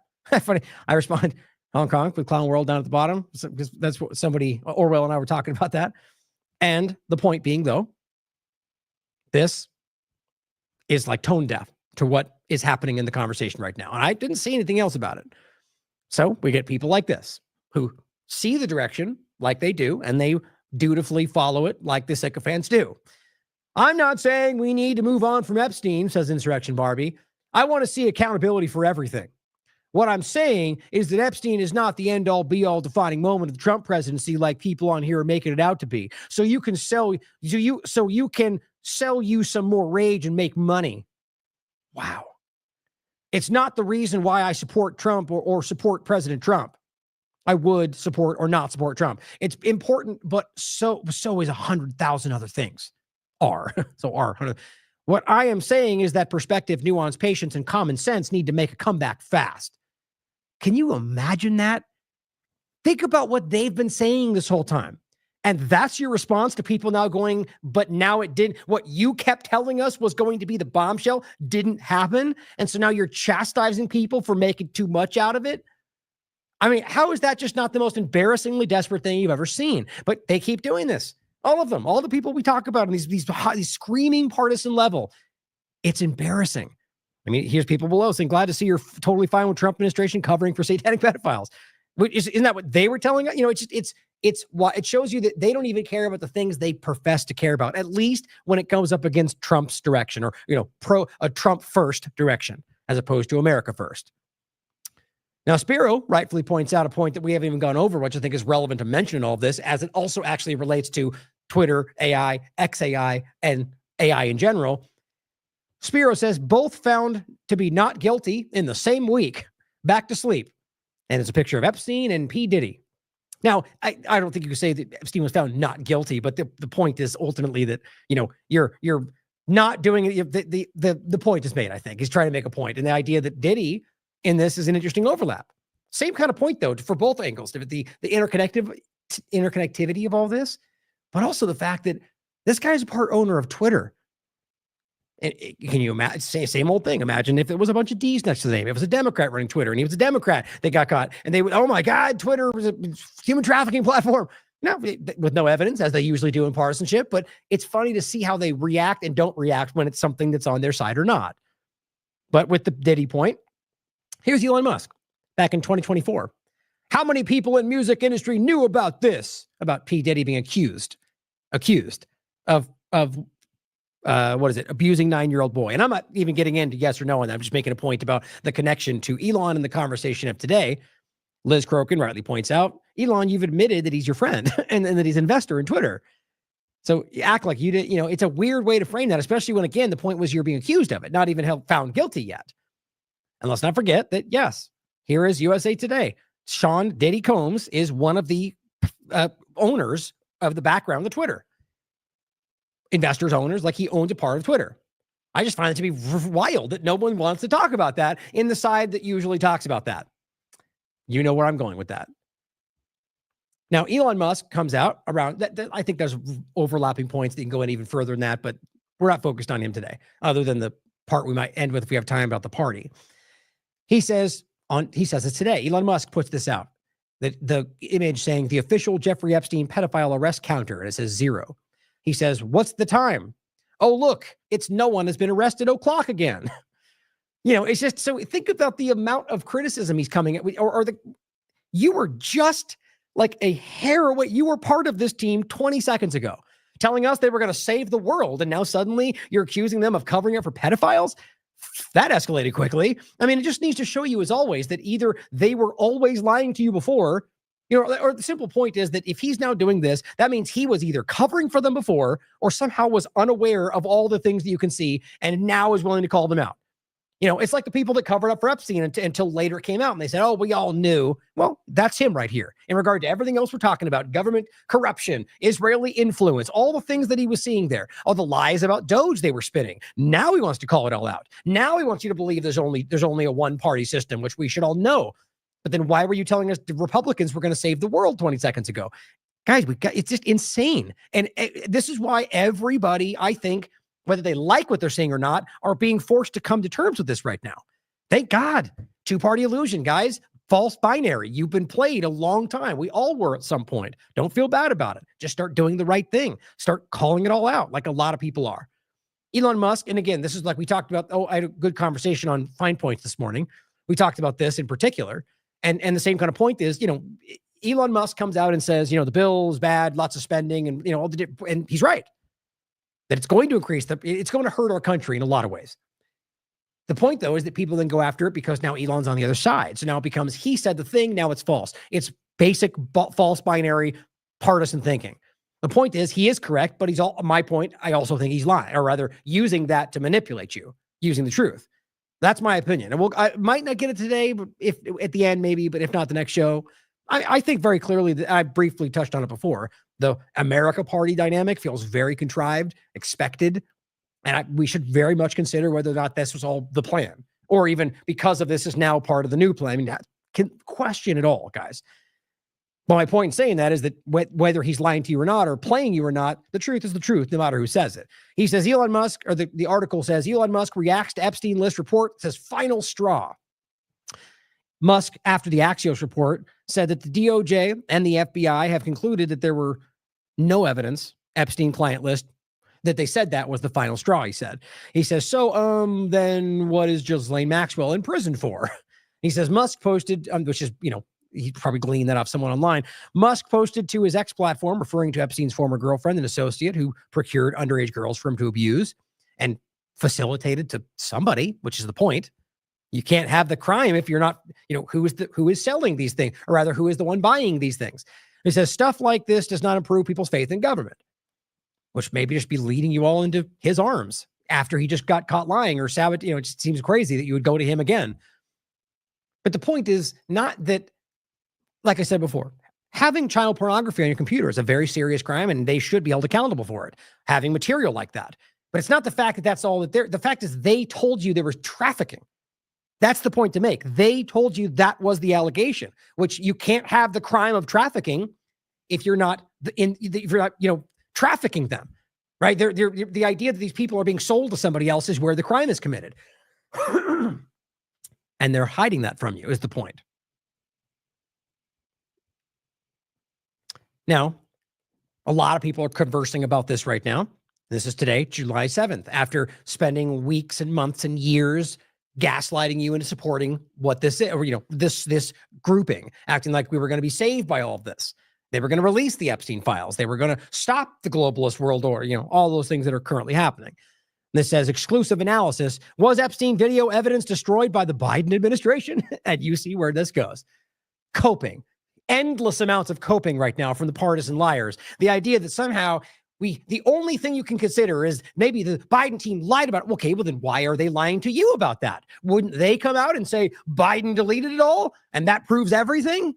The amount of coping going on is just embarrassing. Roger Stone claims Kash Patel is telling the truth, not covering up the crimes because they were no longer there. Ah, I see. So they're also kind of lying to you by omission.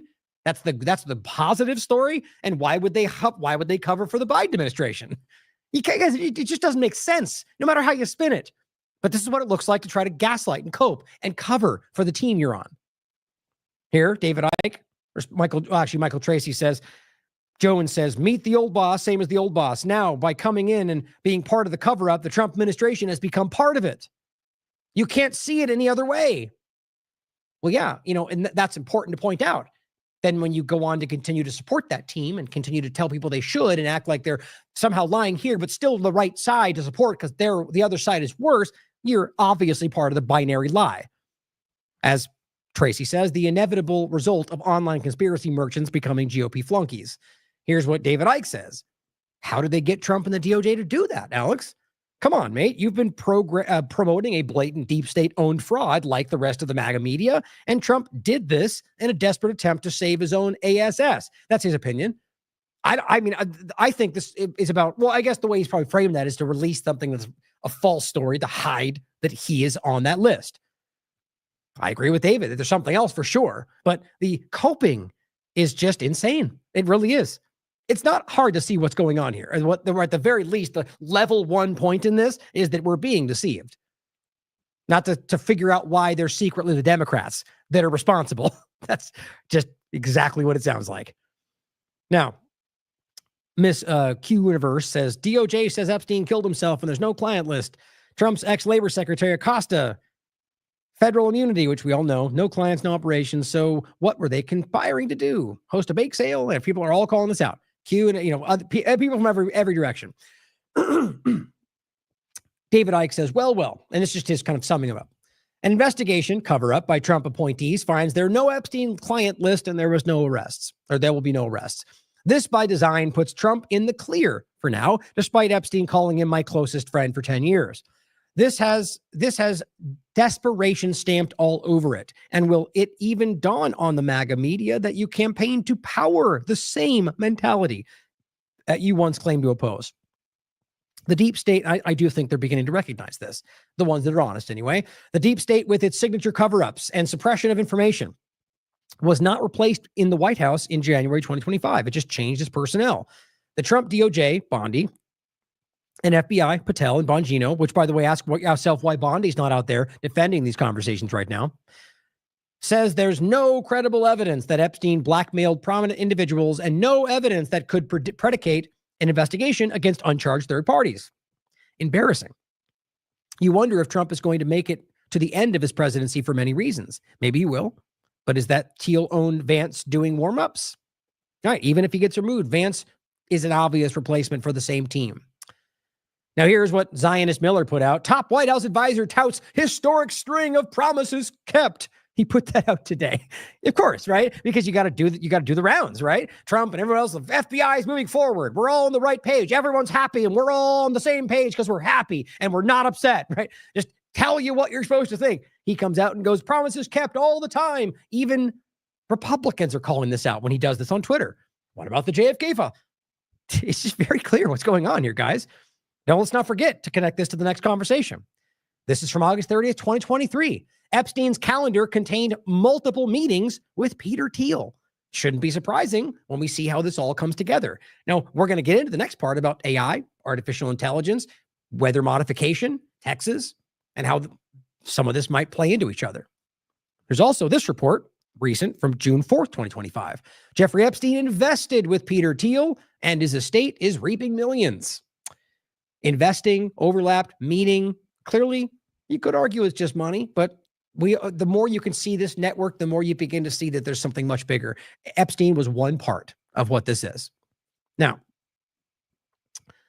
quickly a point about AI, XAI that overlaps with the conversation we're about to get into. We're going to talk about like I said in the beginning, let's go over it all again. Geoengineering, weather modification, the idea of Texas, the possible flooding, the water conversation for AI, why that might be relevant to kind of the circle that goes around all that. But CJ, you might have seen people, which again is kind of a cope, which is funny. The usual suspects out there going, Cat Turd being one of them, Grok is suddenly all woke. What's going on? Which, it's funny is they call it woke when they get something that challenges what they want to be the reality, which is just hilarious to me. If it's woke, and that's your team, guys. That's XAI, that's Elon Musk, that's the same thing. But what we all know, if we're not being children, is that it's not about woke one way or the other. It's about controlling the information. It's about identity politics. It's about censorship under the guise of hate speech. Whatever side you want to play, woke left, woke right, bro flakes, snowflakes. This is a point that makes, what I'm getting to is that I think this is kind of why suddenly everyone's like, it's woke and it's lying. Well, guess what Grok recently talked about, which is making a lot of attention. This person says, Grok is America independent from Israel. I think it was under an Elon Musk post. And it literally responded by saying, no, the U.S. is not fully independent from Israel. Billions in annual aid and powerful lobbies like AIPAC heavily shape U.S. foreign policy, often prioritizing Israeli interests over broader American ones. As seen in consistent UN vetoes and military support, true sovereignty requires untangling this influence. Wow.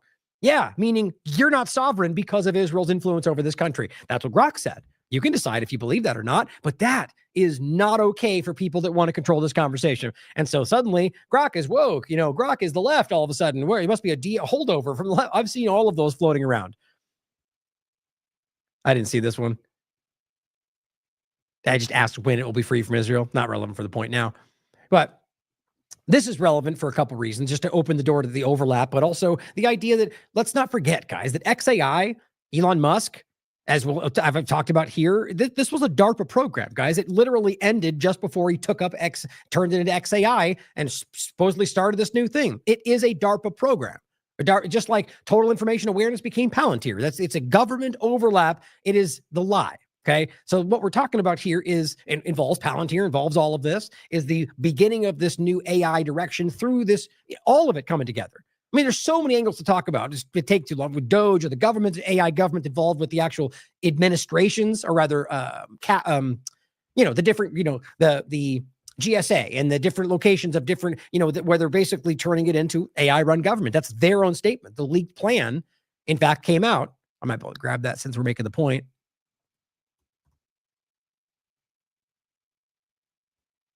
I think it was this one. Oh, no, it's not the wrong one.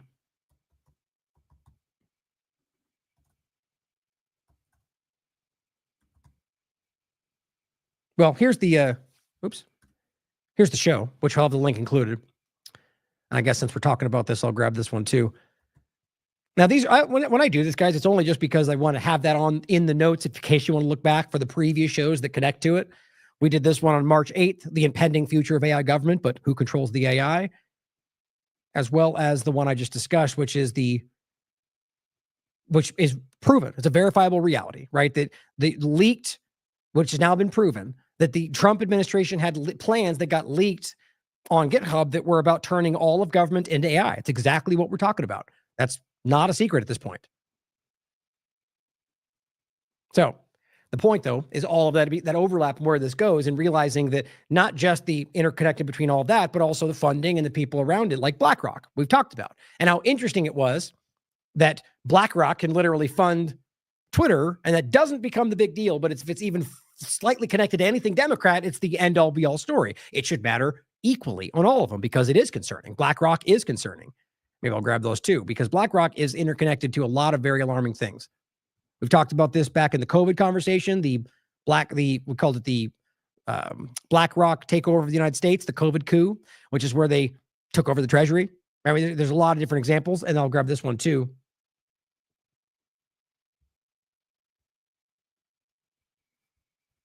BlackRock's Panama Canal, just other articles discussing this, as this is the one I was going to grab too, if it's in there. Oh yeah, look at BlackRock invested in masks. There's one I was going to grab that Josh Walkos wrote that's not popping up, but he did a great overview on BlackRock in general. Anyway, all these are relevant for you to understand that BlackRock is interconnected with damn near everything, right? It is, I mean, they call themselves a shadow government. That's what they're called. It's the public discussion because it's behind the scenes pulling the strings. So my point is, this is not new. You know this because we've talked about it plenty of times, that the idea that XAI got funding from BlackRock. It was publicly discussed. We covered this in January. So this person comes out who we've already shown in the past of, doing things that were, deserved to be called out, being wrong about things. Grok just exposed itself by saying it funded by BlackRock. Well, so this is what's so frustrating, is this is a public story, but it becomes like this massive thing as if it was just uncovered. And so, well, good, I'm glad people see it. But isn't it weird the way this all works? The flow of information. Grok says XAI, which built me, received funding from BlackRock in its Series C round. Very public. It's very public. It's literally posted publicly back in December 2024. We covered it publicly. A lot of people talked about it online. But weird that it becomes like this breaking story. It makes me wonder why Twitter wants that for some reason, or why somebody does. Or maybe not. Maybe it just happens to break through. But I said, old news, if you've been following TLAV reporting, you've known this since the beginning of the year. And not because Grok says so, but because source material included within the TLAV article below, as always, demonstrating our value for you. You would have already known this and had the material to prove it, not just that Grok said, which I think is a relevant point to make. Now, what's interesting, it appears that tweet was deleted, which I just think adds a lot more to the point here. Here's just what it showed up in what it got sent to me as, like in my, signal got sent to me. And it says this right there. The same post he was just showing. XAI received investment from BlackRock. This is the link. You can see it. It says Grok right there. Why would they delete that? I think that screams exactly what you think, that somebody wanted that to be deleted. But so then the question is asked, why then? If it's a publicly reported story that gets pointed to, why is it deleted by Grok? I just think there's so many weird things going on, guys. I just wanted to point that out because I do think that's relevant. This is the article where we cover this. Twitter's free speech facade crumbles as its technocratic agenda takes center stage. Oh, hold on, let me grab all these. How did I not save these? There we go. So, keeping that in mind, the AI, BlackRock, my point in that part, which it'll make more sense if we go through it, is really to highlight for everybody the interconnectivity, like the larger agenda. BlackRock is involved with a ton of the larger globalist kind of overlapping points in technocracy, globalism. So if BlackRock's invested in this AI side of it, that means they have a very clear interest with massive, massive amounts of money, more than almost anybody, to put toward these things. So let's talk about the geoengineering part of this. Rather, geoengineering, weather modification, just briefly, and overlap this with the conversation of Texas, which I think is going to, even those that understand this story, what we're going to show you, which is also public, and I'm by no means breaking this story, is probably going to be pretty wild for most people that don't know this. Now, I want to just demonstrate, include some articles or shows we did with Dane Wigington, excuse me. This one was from February 26th, 2024. Geoengineering, nanotech, and biocarrier platforms for pathogen dispersion. This is the one we did not too long ago from the, oh wait, did I have that backwards? Oh, I did. That's interesting. I thought I did. So this is the newer one. This is the older one called Geoengineering and Climate Change, Gambling with the Human Species. And then this one was the last one about the pathogen dispersion. Now I'm going to play that briefly again, just to show you two things. The clip I played in the beginning. First, note that this patent he shows you in 1914 says Rainmaker, which might just be a coincidence, seeing as how it's kind of on the nose we're discussing, but that is the name of the company we're going to talk about. Not that there's any necessarily connection, because it's from 1914. But just quickly to show you this again, what he goes over in this, and these are direct patents, showing you exactly what people in many cases still pretend isn't real. The actual patents for geoengineering, for stratospheric aerosol injection, which are all different layers and areas of the same general conversation. Cloud seeding being a very simplistic version of something in the general realm of this, which people try to act like is totally not the same thing. It very much is. We're talking about manipulating the weather to cause weather to do what you want it to, right? Now, the difference is you're going to a whole new level when you get to things like stratospheric aerosol injection. But it is in the same umbrella, guys. It's the same conversation. But he goes through all these patents, goes through how clear it is that they're used on planes. It's very easy to look up. And I thought the most important part is this. He's right. There's so much evidence like this. This shows you could see them starting and stopping the technology. For those that want to pretend we're talking about contrails, right? Very, very clear.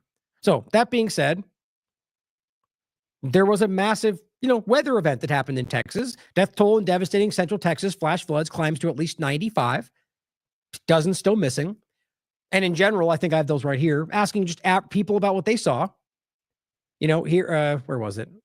So here is what tinfoil hat girl had to say. Friend of the show. She says, I lived in San Antonio for 3 years, never saw anything like what they were seeing and what they saw. We flooded, but never like that. I lived in Midland, Odessa for over 2 years. Also, not that it's even the same location, but I saw similar thing, never what they're showing there for what that's worth. So here she's adding to that for her personal perspective. We'll come back to the tweet that it's showing. So first, just the fact that it's pretty severe, right? So anytime there's something like this that happens, it's not the idea that you should feel like you're not allowed to ask certain questions is so stupid to me. And it is designed to stop people from being critical, inquisitive. But as always, I would argue it's irresponsible to go forward with what you assume with no evidence, right? So be better than that. The point is that they try to scare you away from asking these questions. But like I said earlier, there are plenty of people in the field that want to use the truth or use the idea that is possible to use it in times where they want to manipulate you. Also consider that, right? So my point was, at the time, on July 4th, I could see no evidence that this was for sure happening. Just like I can argue today that you still can't prove that we saw something happen on the 4th. But I think we can prove at this point that there has been cloud seeding that took place in Texas, at least before or possibly after that. That is relevant to me. But so you would still be objective and honest enough to say that we still don't know for absolute certain that this was done on that day. But maybe it's not necessary. Maybe you could do it a week before, right? All that's worth considering. And that's all to say, again, that there are people that would push this out without knowing that for their own purposes, even just to guess at it and maybe get right. Facts matter to me. So, serious event. Brian Gamble, who I'm not familiar with, put this out. And this is on July 5th. having an old document. Here's the actual account, Rainmaker Technology Corp. The name of the person is Augustus Dorico, who's the owner. Another one of these, he even calls himself a tech bro. Another one of these, like, I'm blanking on his name, Anduril Lucky Palmer types, right? Like, this just like this very like carved out version of what they want the new technocrat leadership to look like. It's just very strange to me. And you'll see what I mean when I play it. This young kid with a mullet, it's just very weird. The point, though, is that Brian Gamble has a document he shared, which I can't verify, but post this on here, showing a document where they claim to have been hired to, which I'm going to get to proving that they are doing this in Texas, in Pecos, Texas, for what they do, for cloud seeding, Rainmaker Technology, right? Now, this was, you can go through it, but it's not the right date, though. The date for this, 3/15/2025, expected termination, 10/31/2025. So arguably, it could have been taking place in there, right? But the ones you can prove from before, bottom line is it's up in the air. So we can see that it's happening, but we don't know whether it's there, which is why they ask for public accountability. Can you confirm with transparency whether you were doing this on July 3rd or 4th? Now, I would argue the range could be pulled out at least another day to argue whether, maybe the second could still have the same effect. But nonetheless, the point is, were you doing this on these days? And then, give us material information and so on. So good on Brian for calling this out. Here's the document included, at least the screenshot of it, question at all. Now, here is what's interesting. General Mike Flynn comes out and says, I'd love to see the response in regard to asking that, which probably got him to answer. Now, here is Dorico saying, the natural disaster in the Texas Hill Country is a tragedy. My prayers are with Texas. Rainmaker did not operate in the affected area on the 3rd or 4th, or contribute to the floods that occurred over the region. Well, that's a big statement to make if you're, let's say you did it on the 2nd, right? He's saying, or contribute to them in any way, which so basically saying that whatever we didn't do that. Well, if you are cloud seeding in the area, it's worth considering that. But it's also not fair to assume we know for sure or blame him without knowing for sure, right? Be objective. Rainmaker will always be fully transparent, he says. He goes, a review of the timeline of events. Overnight, from July 3rd to 4th, moisture surged in the hill country from into the hill country from the Pacific as remnants of Tropical Storm Barry moved across the region. At 1 a.m. on July 4th, the National Weather Service, which we work closely with to maintain awareness of the severe weather systems, issued a flood warning. Note, summer collective cloud seeding operations in Texas do not occur during overnight hours. So even right there, you can see that they are cloud seeding in this area. And I'll prove this to you more as we go forward. At 4 a.m. on July 4th, they issued the life-threatening emergency warning for floods.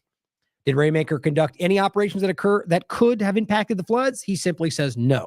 The last seeding mission prior to July 4th was during the early afternoon of July 2nd. Look at that. When a brief cloud seeding mission was flown over the eastern portions of central Texas. What was interesting is, let me see if this was, no, it was pretty consistent afterward. I was seeing how long it took him to write these out. And he says, and 2 clouds were seeded. Very clear. These clouds persisted for about 2 hours after seeding before dissipating between 3 p.m. and 4 p.m. Natural clouds typically have lifespans of 30 minutes. Now, here's where we get into how do we, in regard to the natural one thing, but how do we know the real ins and outs of what your stuff does and what you're actually doing? We don't really. There's a level of expert know-how. Somebody could probably tell whether or not, it's possible or not. But even then, we don't really know the level of what's being used. We know what he's claiming, but with the level of technology today and what's possible, my point is we just question it. Question whether there's more to the answer that could have caused this to, be not what he's claiming, not to jump in any assumptions. The clouds, and he goes on to say, even with the most persistent storm systems, rarely maintain the same cloud structure for more than 12 to 18 hours. The clouds that were seeded on July 2nd dissipated over 24 hours prior to developing the storm complex. Okay, well, my question would be, if the clouds went away, is it possible for whatever you did in the atmosphere to have some kind of effect over the next couple of days to a week? I think that is possible. I think based on other things that could come into play, maybe even as it's designed, I do think that's possible. A senior meteorologist observed an unusually high moisture content prior to the event. So yeah, couldn't that be something that your actions caused, even inadvertently? I think that's possible. It was at the same point our meteorologist determined that we would suspend future operations indefinitely. Well, look at that. Very interesting timing. As you can see, we suspended, so literally suspended this indefinitely on the 2nd, 2 days before this happened. Seems like an important kind of timing. And why would they stop indefinitely right before unprecedented flooding? That seems interesting. To ensure safety and to prevent any risk of flooding from cloud seeding, I guess you could, to be objective, you could argue that they saw the storm building, the weather, the moisture building, and they said, okay, we're done. But why indefinitely? It just seems like an odd thing. It says the suspended operations in accordance with Texas Department of Licensing, listed below with the document. I encourage the meteorology community to ask questions and scrutinize their claims. All right, again, be objective. As much as it's easy to fall in line and go after, especially somebody like him who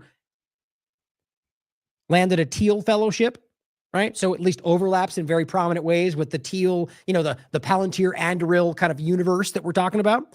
He got but all he got was $100,000 in a 2-year networking mentorship program, but with Teal. And, so I think we all know that it's much more than that when these things happen.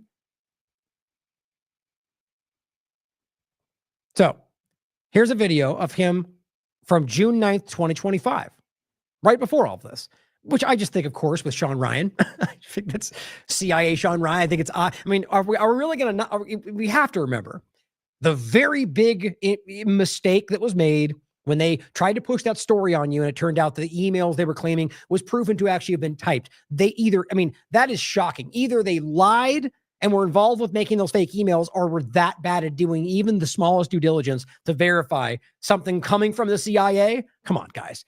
I think most people got a very clear insight into what things like this are. But let me go through some of these clips for you. I actually have the video right here. So let's go to some of these spots that I have pulled aside. Oh, you can't see it, but here, let me go. So I've got the times on here. So we're going to start with 7:43.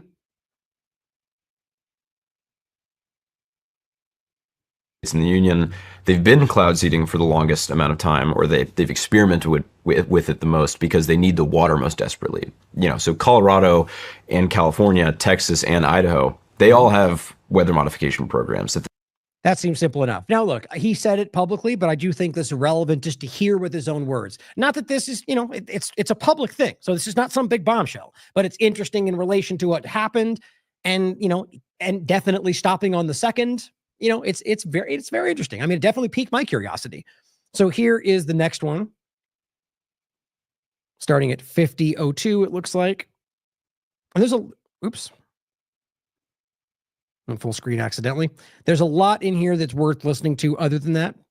If you want to tough out listening to Sean Ryan. 50:02. Well, first of all, the Western states aren't doing this. They're not doing it because they're so desperate for water that they're seriously willing to hear out the case for cloud seeding, right? So remember, jumping ahead just slightly, the conversation of how much water is needed for not just the future, the current AI direction, what they're currently doing, but also where they want to build it out to. So whether this is just more manufacturing of consent for this direction, and how much of that is being done now, is it experimentation? Has it gone out of control? All these different questions. Just remember that there's when you ask about who benefits, right? Or why, the intent, which we can never really prove. It's hard you can't prove what someone's thinking and what they feel, right? But to know that there is a real obvious motive, profit and otherwise, with this direction to do any of these things, I think it just adds more context to contextualize the whole point. Montana proposed legislation to ban all weather modification and geoengineering. They still ban geoengineering, but they carved out cloud seeding because they know it'll be good for their cattle and for their farms and for their municipal water supplies and for their aquifers. Texas did the same thing. Okay. Very interesting. And this is not just about, we're past proving that it's happening in Texas in general. We'll make a few more as we go along. But the point there is the manipulation. We see this in Tennessee where they go, stop spraying our skies, Bill, and then just spray a little bit higher elevation, which technically is not then considered what they banned. That's what's happening. And so they're still spraying. They just go, which I will still argue, and I agree with Catherine on this and the work that was done by the politicians there, as much as I will still always doubt them, and I'm a pessimist when it comes to politicians, that what they did there did take a step in the right direction. Now, so there's a specific area there that they are, at least allegedly, they probably still don't care, but are legally not supposed to spray. So that's one step. Let's do the next one, right? But that's where it stalls usually, because people think it's all over. They are still spraying in Tennessee. But if you can somehow box out just any number of ways they can spray, that would be the real goal. My point, though, is that if you can say we're making it illegal to do geoengineering and then act like cloud seeding is not really just a simplified version of the same direction, and allow that.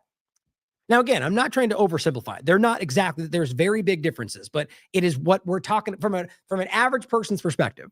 We don't want the government putting things in the sky that are not healthy for you for whatever end agenda, because that's the point, people. Despite the technical nuance, that's what we're talking about. Whether it is barium and aluminum sprayed from a plane or whatever other variation we're talking about, I think most Americans are on the same page with this. So pointing out that they have a weird language manipulation, so you think they're not doing it, but they are allowing cloud seeding. And how long until, if not already, have they just altered the definition of cloud seeding to be whatever, almost encapsulate everything? You see what I'm saying? That's always what they do. Gain of function becomes EPPP, and it's the same thing, or if not worse. So next one, 5233. I was going to bring, I don't want to cut you off. Go ahead. Well, no, please. I was going to bring that up because in his interview, I don't remember the chemical or whatever it is that they're using to, he was talking about how Elon Musk wanted to use this thing where basically he puts some type of a additive in a sponge-like substance and you run fans on it and it produces all this water. And that Elon wanted to use it to cool his rocket pads down there, and got denied because Texas was like, we don't know how to tax you on this. Yeah. Okay. That's an interesting overlap. Just hypothetical, right? The idea that maybe that's what we're talking about. What maybe something he wanted, the most, allegedly the richest person in the world, who seems to be able to, at least thinks he can do whatever he wants, wherever he wants, at any moment in time, and coerce things into reality. Maybe this is something that he was doing or wanted to happen, or, all these possibilities, but we don't have any evidence other than that statement. So we wouldn't argue we know that. The point is simple, that there's a lot of different moving parts of why people might drive something like this into reality, right? That's the only point being made today, really, is that this is something we shouldn't allow that could have been responsible for that. That's the truth. But the story in and of itself is that this is still going on, that they still pretend to somehow they often tell you it's not even real. It's just wild. As we get into the AI point, I think it makes it very clear that this is something, not whether these events are that or not, that I argue we're driving into. And it's not just water. We'll talk about the different, every element of this, we're driving in a position where they're creating scarcity for things that don't necessarily need it because of what they want to accomplish. So then he had to use all of the regular water, which seemed like a huge misstep on Texas for not allowing him to do that and sucking up all that water. And it's Texas's fault to stop him from taking all their water, because that makes sense, of course, because this is these people are all statist, but they're pro power structure, whether they claim that way or not. But it's interesting, right? So he ends up taking all the water, and it's just, there's all ways you could see this playing out. A dry state. Here, let's go to the next one. Okay. That means that the cloud has to be cold enough for you to freeze it in the first place, which generally means that it's cold beneath the cloud too. Now, with respect to... sorry for not... I figured you guys probably picked up on it yourselves. This guy is the guy we're talking about right here. He's got the Rainmaker on his shirt right there. His name is Augustus Dorico. The rain, we're operating in Utah, Colorado, Oregon, California, and Texas. It's all rain in Texas. So we've been in our own rain there. Out in West Texas and the Trans-Pecos.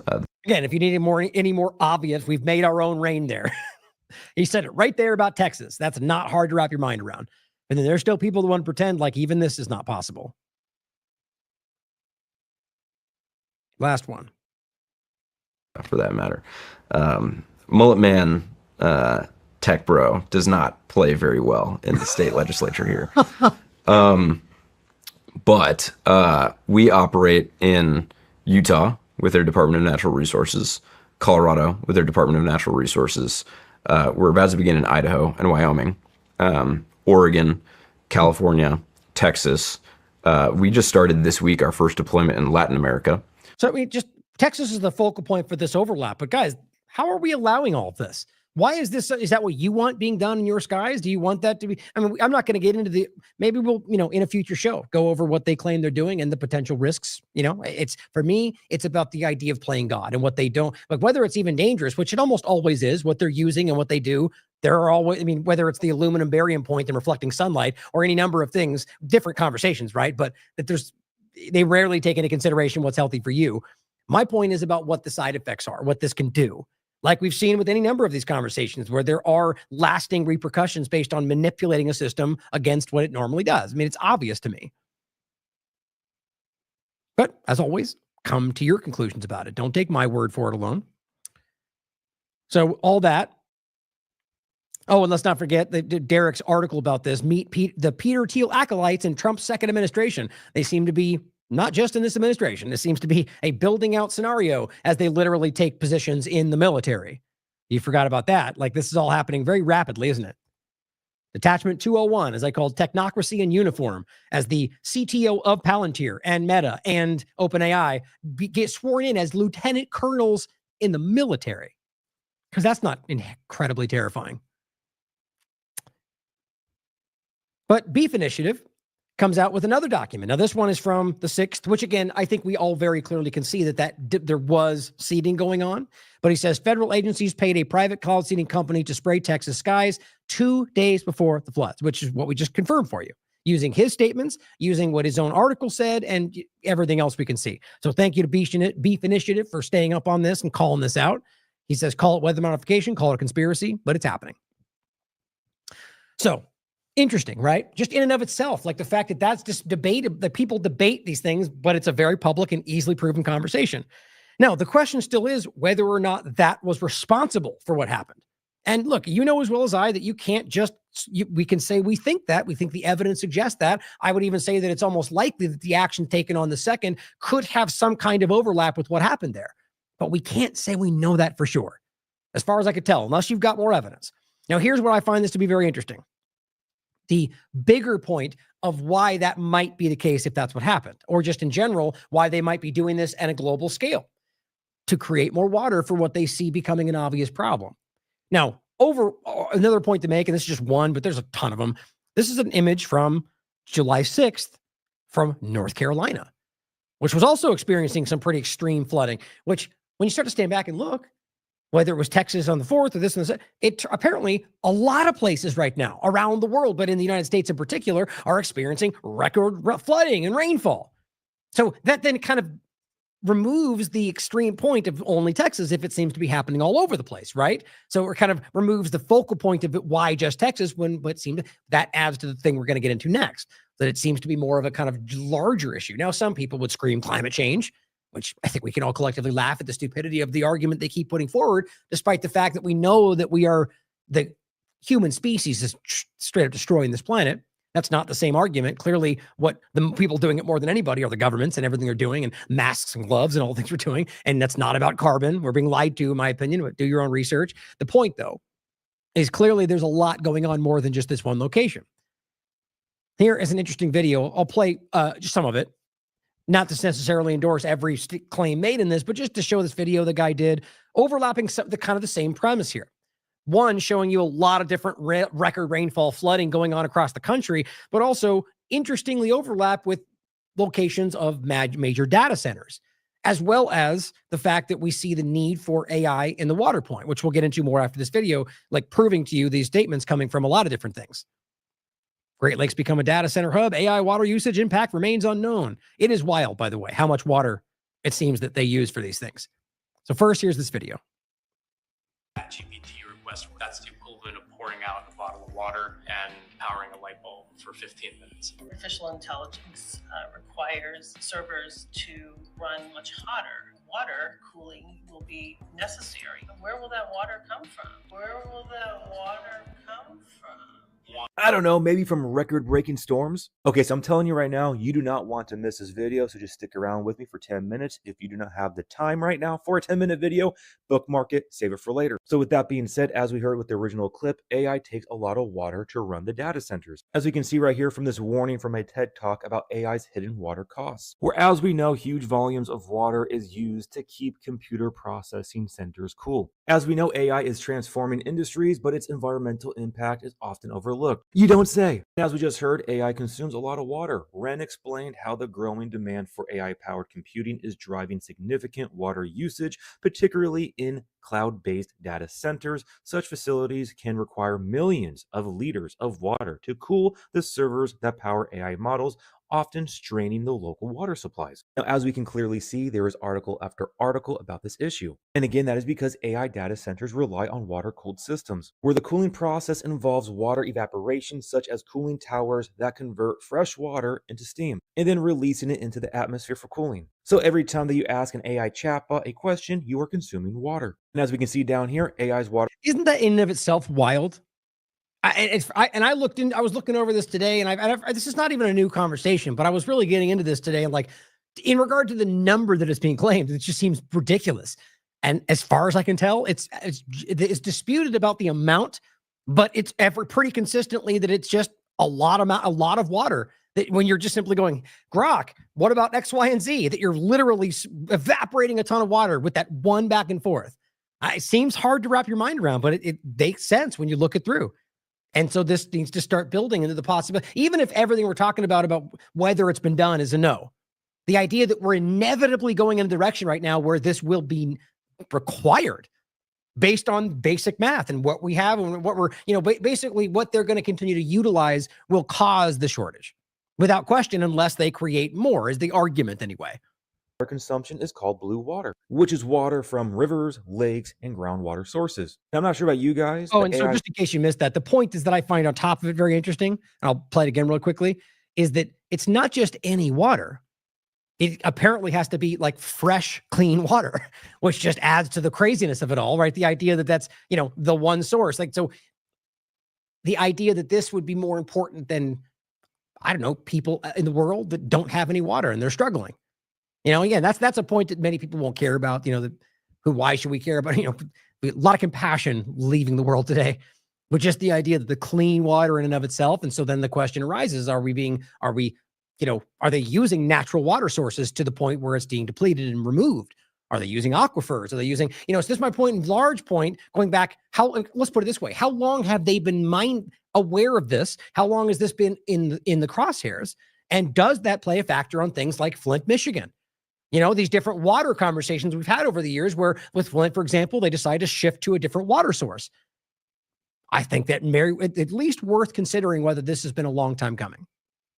Millions of liters of water to cool the servers that power AI models, often straining the local water supplies. Now, as we can clearly see, there is article after article about this issue. And again, that is because AI data centers rely on water-cooled systems, where the cooling process involves water evaporation, such as cooling towers that convert fresh water into steam, and then releasing it into the atmosphere for cooling. So every time that you ask an AI chatbot a question, you are consuming water. And as we can see down here, AI's water consumption is called blue water, which is water from rivers, lakes, and groundwater sources. Now, I'm not sure about you guys, but AI water usage is not the only thing stressing the local water supplies. Where as of right now, we are witnessing mass flooding in Texas, and we also saw Tennessee being hit with record rainfall this year. Let's not forget about North Carolina last year with record rainfall, while also witnessing record amounts of atmospheric moisture fueling heavy rainfall in western Pennsylvania and northern West Virginia. And while we're talking about states here in America, we also can't forget about earlier this year in May, Kentucky experiencing record rainfall. Now, it's not just states here in the U.S. facing this. We also saw last year of 2024 where the UAE faces record rainfall and flooding. Now, what do all these areas have in common? Oh yeah, that's right. They all either have or they are planning on having AI data centers. Now, I will add to this that you could find an exception, right? You can find areas that have had incredible flooding or rainfall without at least immediately in the center of it a data center. The point is still relevant, right? And that I would even add that whether or not they have data centers is sort of largely is irrelevant in the long term, because rainfall anywhere will add to excess of water that could be used in some way, but it makes it easier, obviously, if it's right in your backyard. But I do agree with the logic of what's being outlined here, but not that we're just blindly, the evidence is always needs to be there. But I think if we can prove that we know, and we can prove that weather modification is real, I think it's obvious. And even that seems to be a stretch for some people. The evidence is there. I'll get off on a tangent. And so that's clear, in my opinion. And the evidence shows.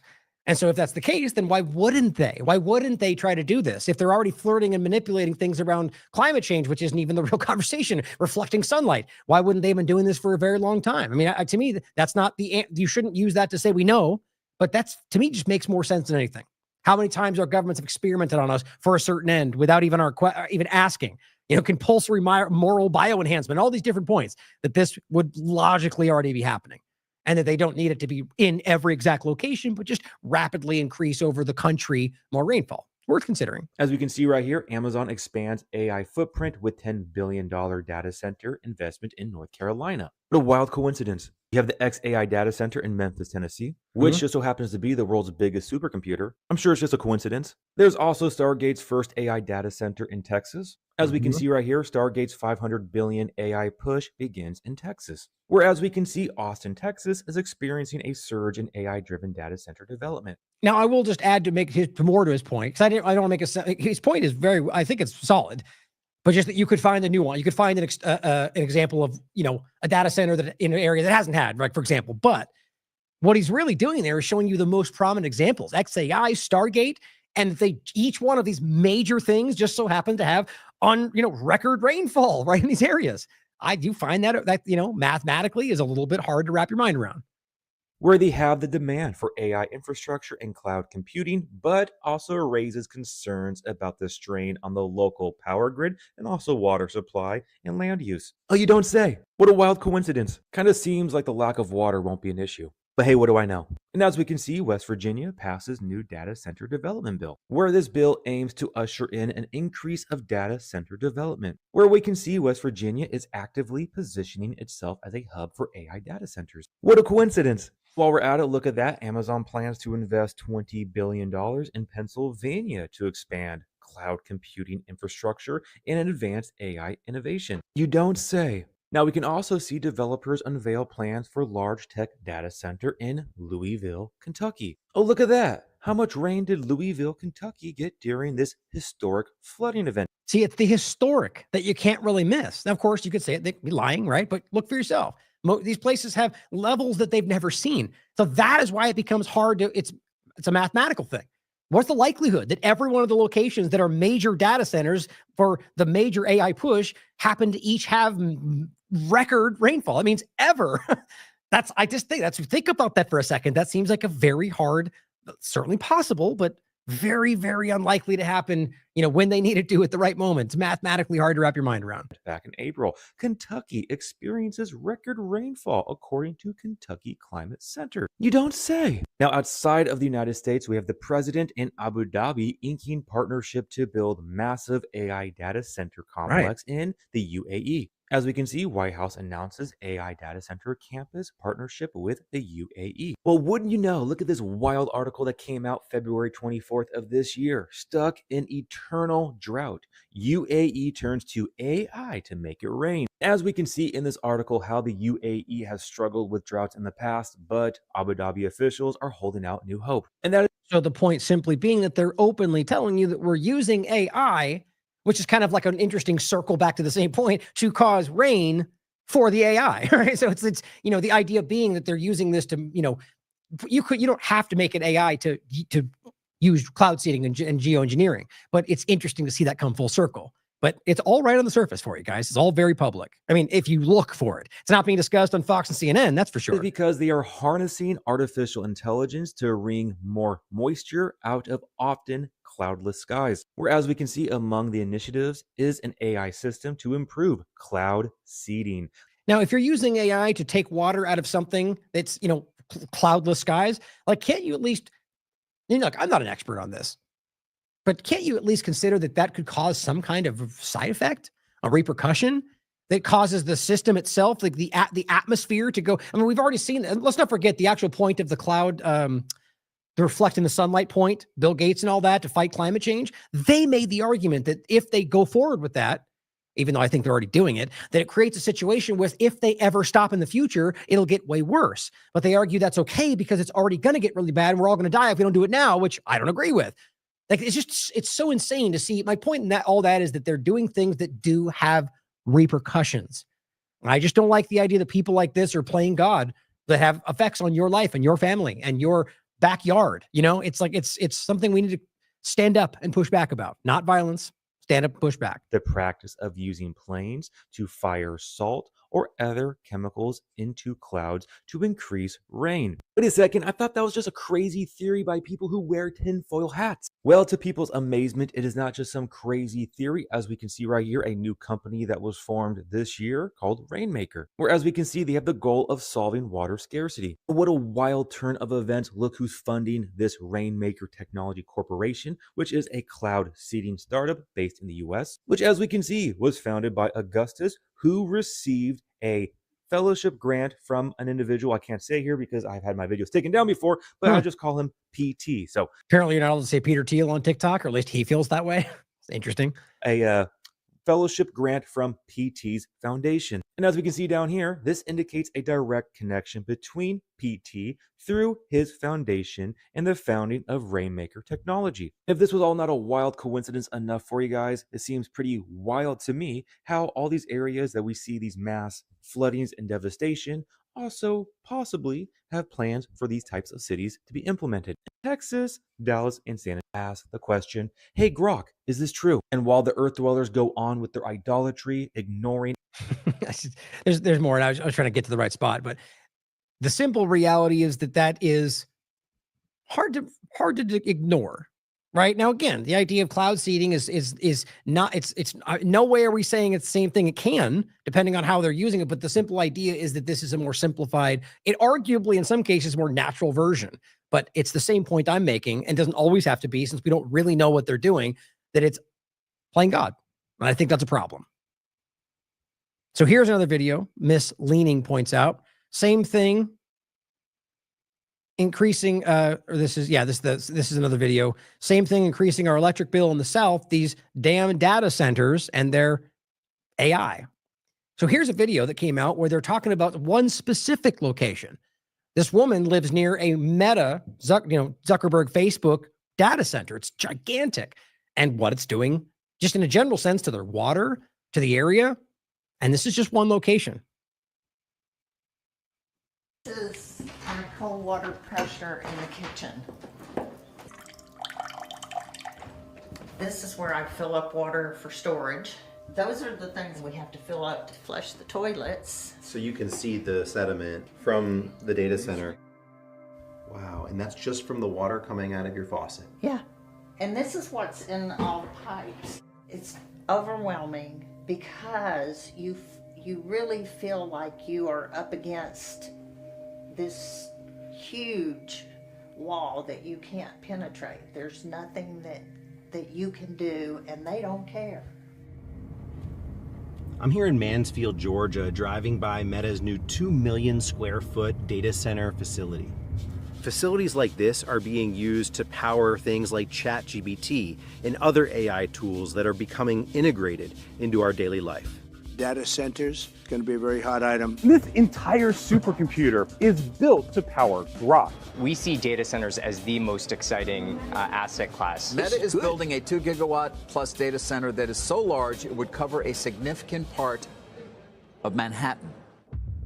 But data centers come with big costs, from light and noise pollution to the environmental impacts, to the potential rising costs of energy bills. These facilities put extraordinary demand on the power grid and require entirely new infrastructure. Oh my God. They should be responsible for that, not us. Search the internet for profits that Meta has made, Amazon, Microsoft. They can afford to pay for their own generation. Your house is here and the data center is right there. It's less than 400 yards. Beverly and Jeff Morris bought their home an hour's drive from downtown Atlanta in 2016, but their roots in the community run much deeper. Being in the country has always just been my peace and my therapy. When we found this place, we decided that this was it. It was perfect. I was actually raised probably 5 miles from here. It felt like coming home. The data center that's now the Morris' next door neighbor happens to be owned by Meta, the company you know for Facebook and Instagram, but has also been breaking into artificial intelligence. They started construction on this data center campus in 2018. Definitely changed everything. They destroyed the environment, taking down all the trees across the road. Beautiful pines, beautiful forest. The light pollution is... You don't have to have a night light in the house. You can walk around the house at night and see everything. It's that bright. So the point is just simply recognizing the repercussions. Water is just one major part of it. But, you know, here's actually, this, it reminds me of this clip, the very quick version of it, of what Fort Detrick did to the surrounding area. You know, this is not unique. This is what governments and corporations have been doing as far as I've ever covered this stuff. We have over 1,300 documented cancer victims right now, just in a 1 mile radius. I'll be quite honest with you, it's changed my life so radically. Sometimes I don't even know who I am. 1,300 people in a 1 mile radius. And what's causing so much sickness? It turns out all these victims have one thing in common. They live next to a military base called Fort Detrick. Now, I'm willing to bet you in some point in the future, there's going to be similar things that we find around this kind of conversation for any number of reasons, not least of which are what they're doing to the environment in the area, or the lack of water, or, you know, there's a lot of other points to get into. But so this is where it becomes really interesting. So this is an individual article about one specific area, about the Great Lakes. And the title is, this is from June 27th of 2025. It says, as the Great Lakes become a data center hub, AI's water usage impact remains unknown. AI data centers pose a threat to groundwater. It says artificial intelligence is becoming hard to avoid. ChatGPT is becoming more popular than Wikipedia. Horrifyingly enough, Google and Microsoft have built AI into their products. AI has even made its way into Cleveland classrooms and the Cleveland Clinic. We have even discussed how Cleveland Magazine plans to explore the capabilities of AI. That's this platform. What is unknown to most is that a finite resource powers AI, clean water. AI data centers consume massive amounts of water, both directly to cool their servers and indirectly for electricity generation. A critical issue for the Great Lakes is that governments lack precise information. I bet you they know and don't want to admit it. They lack precise information on how much water these centers are already withdrawing from the lakes and what future withdrawals will be like. Why are they even allowed to pull water, a resource, from a natural resource? Shouldn't they be paying for that? I mean, maybe they are, and I don't see that. But either way, that seems like that shouldn't be something they allow. The New York State Sustainable Data Center Act, if passed, would require data centers to power in this area, New York State, power their operations with 100% renewable energy by 2050 in the state, while also establishing reporting requirements for the amount of energy and water they consume. Now, I added that because just first, the word sustainable is going to cause people to go, that's a woke Democrat thing, despite regardless of the politics, it should matter that this place is extorting and using your resources for its benefit, not for your, as a company. It's not a government entity, right? But on top of that, the idea of renewable energy. Now, you could argue that means windmills in this, which is probably what some people want from it, but simply just in this case, I would argue not using the clean water, the resource that will be depleted. You see, so it's funny that you can see that through the realm of the woke left Democrat versus right dynamic, or you could just acknowledge that politics aside, we should want sustainable and not using finite resources to power a company. Seems like a logical point. But it says it's not just AI data centers. Other data centers that drive our digital world rely on water. See, I wasn't really aware of the amount, you know, and not just that I was aware that, for example, you use water to cool a number of things, machinery, you know, or servers. But in this case, the other one they mentioned up here, I'm blanking on the term, to running through things to cause it to turn and cause, both steam, but also just motion. But the point is that that I was aware that is a case that is used that way, but the amount and how much is wasted just for like an exchange with grok. I mean, I don't even know how we can rationalize this unless it's something that they're, either using something like, basically just something that's not taking water away from a finite resource, an area that where innocent people use it, or rather just people use it. It goes on to say other ones rely on water as well. In the greater Cleveland area alone, there are about 20 data centers, 20, 2 of which were recently converted from office spaces to data centers. That's where this is going. And we're going to get into the point I've mentioned in the past of spruce pines and the weird kind of overlooking of that point, which is shockingly more relevant now, isn't it? When everyone focused on lithium, when this was at the focal point of the epicenter. We'll come back to that. It's about the crystal that was for AI that was there in that one location. I think we've been played a lot, especially in this last kind of mainstream alternative media administration. But it says a megawatt is equal to 1 million watts. A watt is the rate at which energy is used and produced. For example, a 100 watt light bulb uses 100 watt hours, whereas 1 megawatt could light 2 60 watt light bulbs nonstop for a year, or run 2 fridges for a whole year.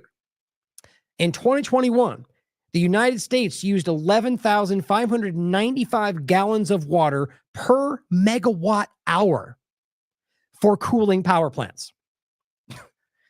According to U.S. Energy Information Administration. Let me say that again. This is 2021. 11,595 gallons of water per megawatt hour. Apparently nonstop. Sam Altman, co-founder of the CEO of OpenAI, claimed in a recent blog post, without providing evidence, that each ChatGPT prompt a person enters uses 0.34 watt hours, and what he describes as roughly 1/15 of a teaspoon of water. Okay, and the article goes on to argue that that doesn't seem to be backed up by facts. But think about even just before he tells you the amount of water. If you're telling us that it takes a ChatGPT prompt a person enters uses 0.34 watt hours, and we just read up there, according to the U.S. owned data, that 11,595 gallons per 1 megawatt hour. So by that same argument, you're talking about basically 6,000 gallons for one question. That's based on the U.S.'s own data. Now, there's possibly more information that we're not seeing, or a no process. Okay, just comparing. But then, so he says roughly that 0.34 is 1/15 a teaspoon of water. Now, recent studies show different results. So we all know why a person involved in the company doing something people don't want them to do would fudge the truth. Happens every day. Not to say we know that for sure, but the science, take it for what you will, says otherwise.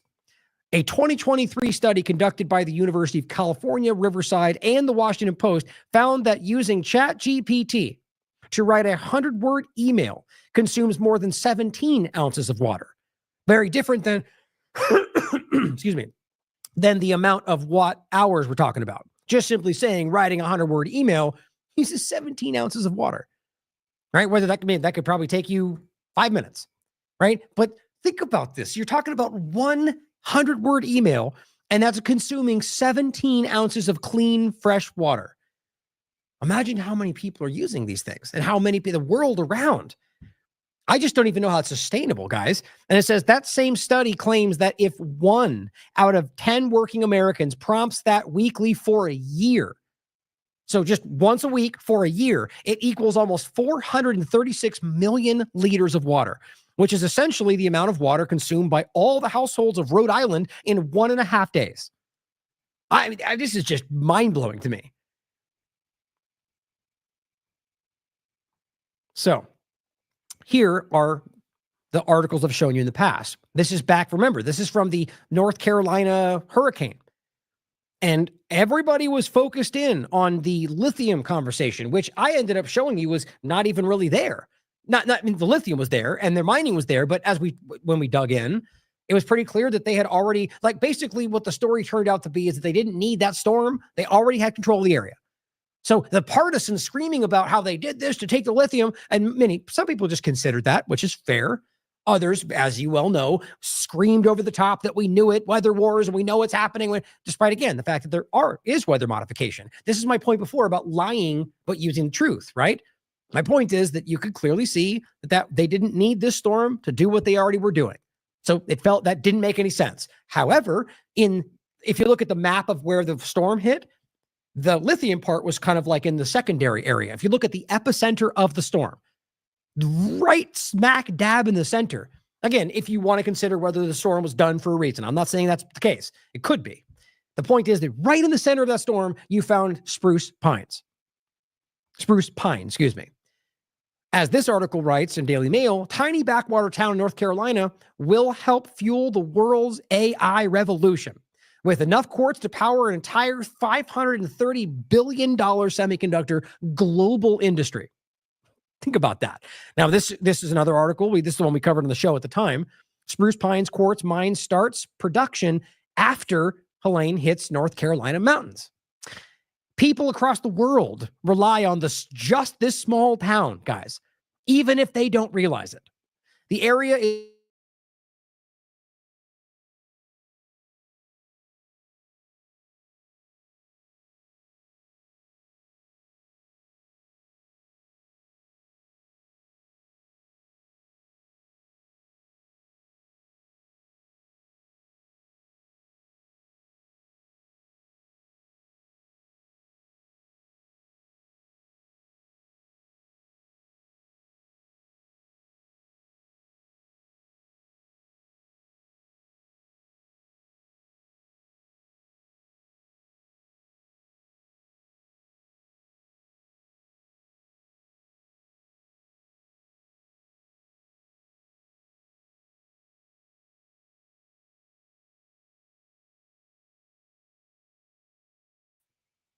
well, that doesn't surprise me. Does it surprise you? Let me get organized again. We just got kicked out of the show. Let me know in the chat where you last heard me talking. So we were discussing. It doesn't matter what I do. It's just so crazy. Whether I try to use a different browser, it happens. I don't know anybody else that deals with this stuff in the regular. Like, it's just not like this. Doesn't surprise me. So let me know in the chat, give me somebody chime in. What's the last thing you heard? Just give me something to go off of. Let me put these back in real quick. Where were we? Just, I think, 2 last videos we're going to play. Presenting the town. Excuse me. Okay. Well, then pretty much right here. I think I don't think we missed that much. I want to make sure that this sounds good. Watch, the audio will be bad. Yep. So here, the bad audio right now is what it reverts to without you knowing. Now watch. Hopefully you can hear the difference right there. That's what it should sound like. This just forces me into these things without asking. Fantastic. Okay. So the point here, guys, to pretty much wrap up on this point, and 2 last things at the end, is the idea that this was in the epicenter of the storm, right? This was important for the AI revolution, one place in the world. And this idea that this town is now, that was the last part, was one thing we covered that was, that's now relevant with a much bigger story, is that this town was being completely overtaken. Like the town, if you read both these articles, in fact, both of them mention it. The idea that these towns were being, they were losing the town because these massive data centers were moving in. Not, they always claim we're going to bring jobs. No, they almost always outsource or use AI for their own things. And then so there's no jobs. And so what do they say in these articles? Well, they've watched all of their stores shut down. No, there's no malls. Everything's closing. And so eventually they're going to have to leave too, because they can't buy food from a data center, right? So they're going to get pushed and pushed and pushed. And these data centers are choosing these locations, in my opinion, because of that. Because there's nobody in these towns, there's no massive money interest that care about standing up and defending that you're basically slowly starving a town to death. So arguably, you can have complete access to the resources in these areas for you, like the courts. I just find it to be shockingly relevant to what we're talking about today. And of course, Trump's $500 billion Stargate program, which is one of these many different massive programs that are happening. And that's in Texas. So this is where I saw this part of it. Thank you to, I'm from just Not familiar with the work. Just saw this today. She put this on the 1st of July. Name is Dr. Roshanak. She says, what is AI's dirty little secret? She says, clean water. ChatGPT is becoming more popular, and Wikipedia, Google, and Microsoft have built AI into their products. What it's unknown to most is that the finite resource powers AI is clean water. AI data centers consume massive amounts of water, both directly to cool their servers and for electricity generation. Now, I'll overlap with a bunch of these articles we can include from before. This is back, Jordan was talking about this back when the Flint crisis was happening. This was on December 20th, 2018. You know my criticisms of him since. Flint water, but he did great work on this. Flint water tests were doctored, covered up, and media refused to report it. Oh, you know what? I forgot. This is an old one. When I get done, I'm going to go back and re-add I think probably the BitChute in there, seeing as how this just had the YouTube back then.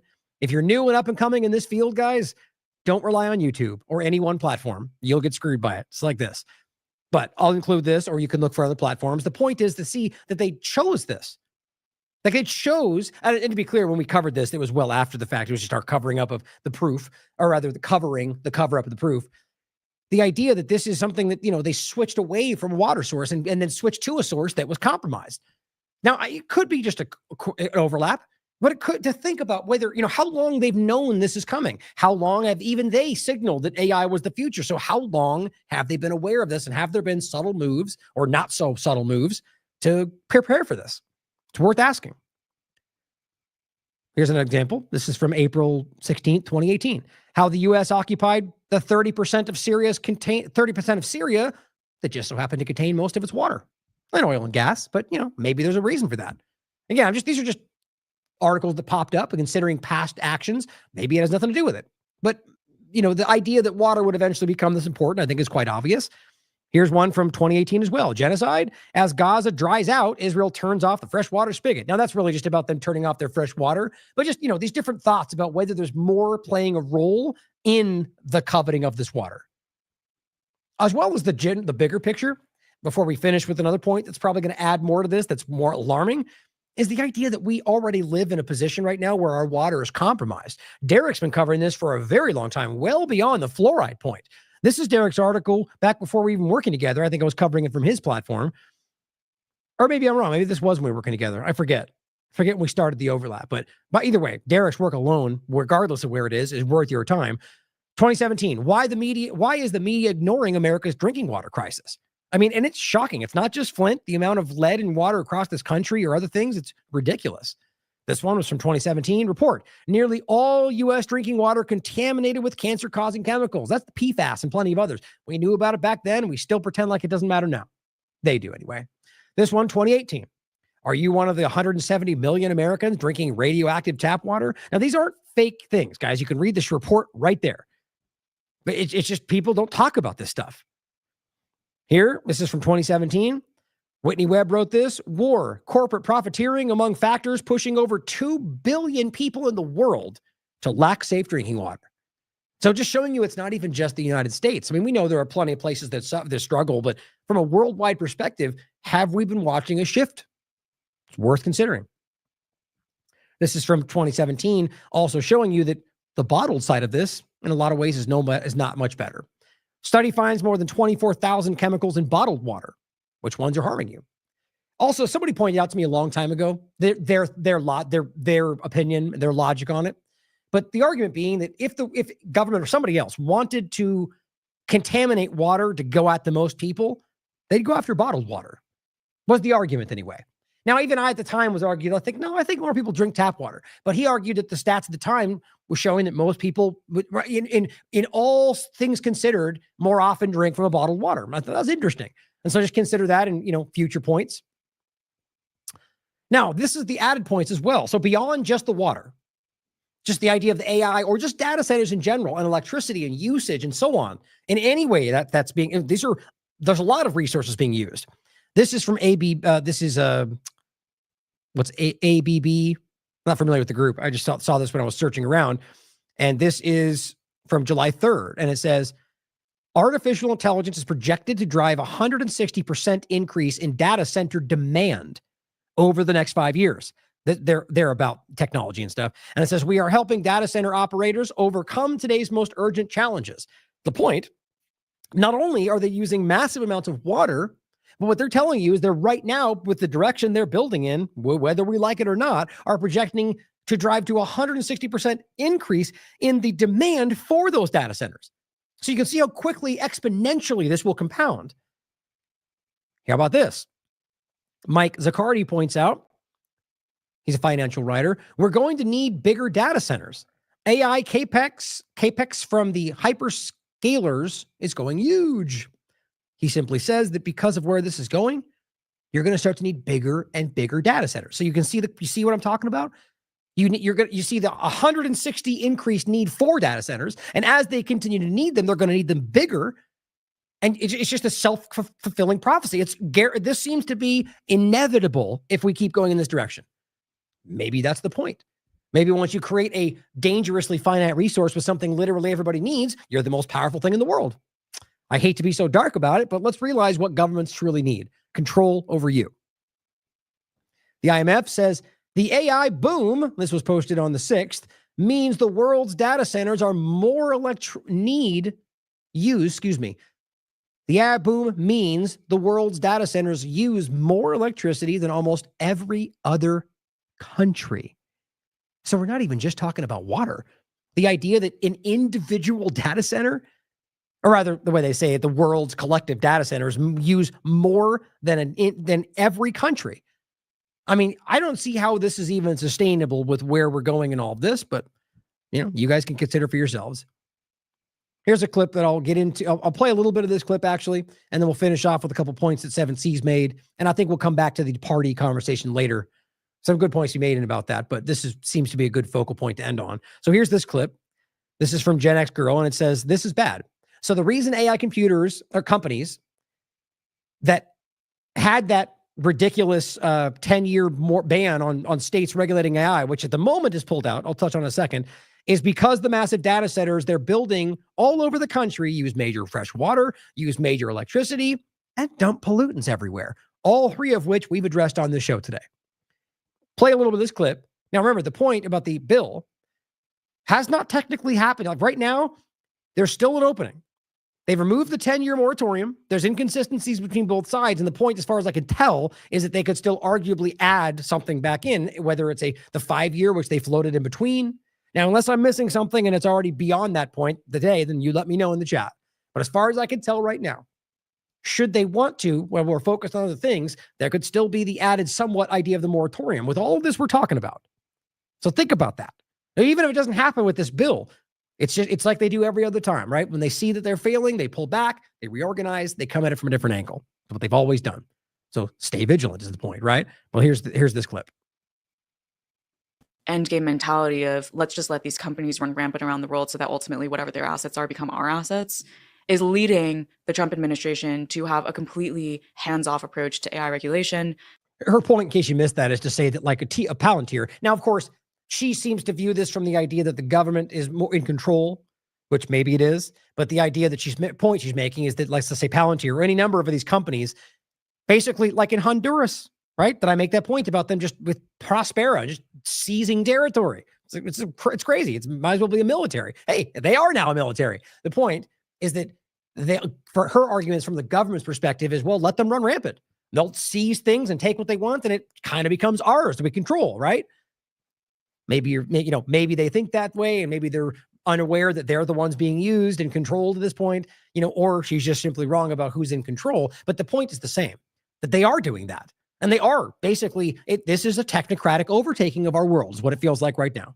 They're quite literally, they proposed the big, beautiful bill, which passed the House and is now going up to the Senate with a clause that would, if implemented, put a 10-year moratorium on AI regulation at the state level, which is usually, the state level is usually where sensible regulation happens in the US. So they're doing all of these actions now with wide-ranging repercussions that will be very difficult to unwind in the name of this idea that maybe if they just allow these companies to act with total impunity, that it will ultimately benefit the nation state. How do people like Sam Altman look at the rest of the world outside the US?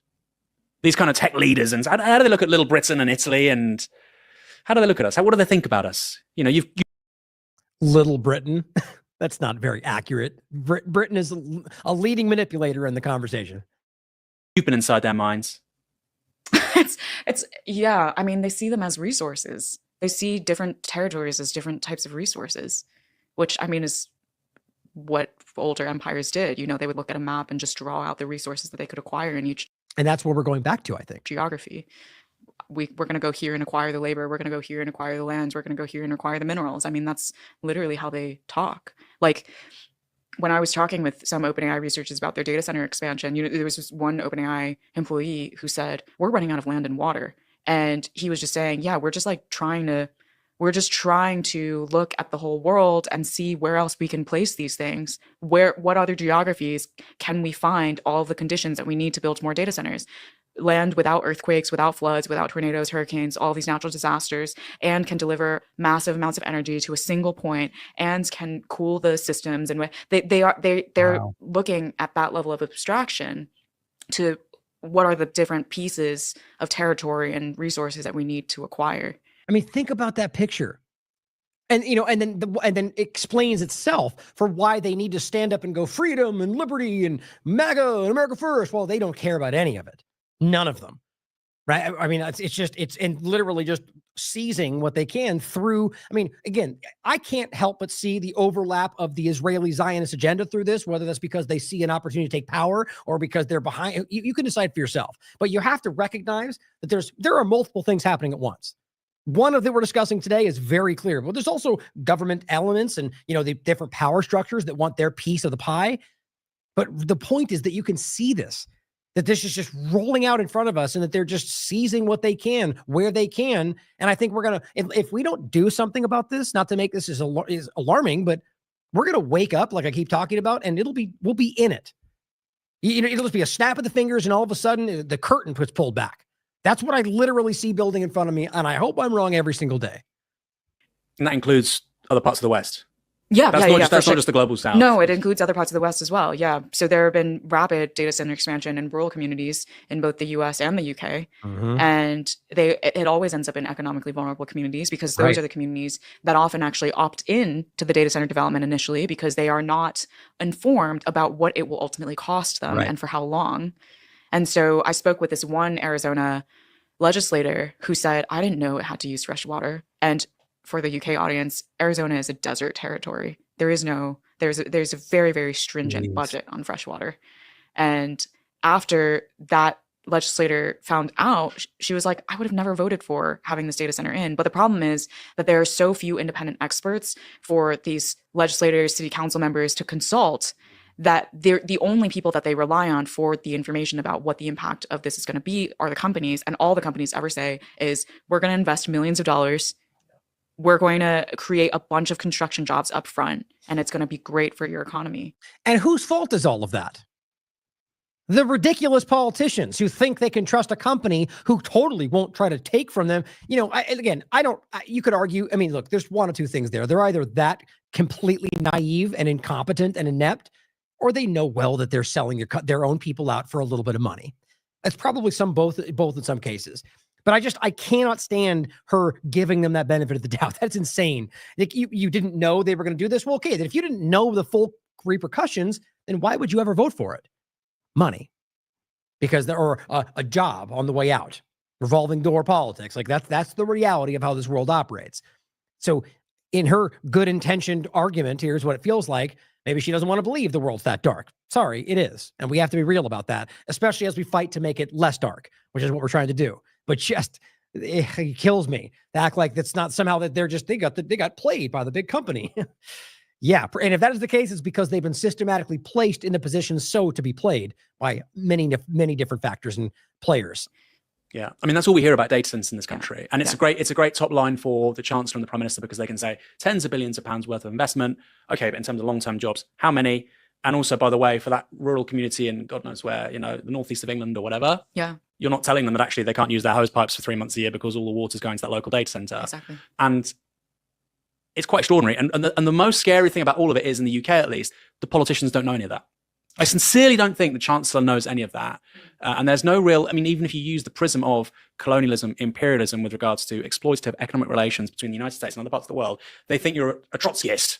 Yeah. Right? That's the crazy things. They can't even look after their own people. Because if looking after your own people boils down to being too left wing. Well, I think part of it is also that they don't really. And that in some cases it can be. Some cases there can be in a secret one left or right agenda behind what makes sense. But nonetheless, the point is, arguing what they're doing is wrong and arguing we should try to stop it from this level is like it's the same thing we talk about every day in this conversation.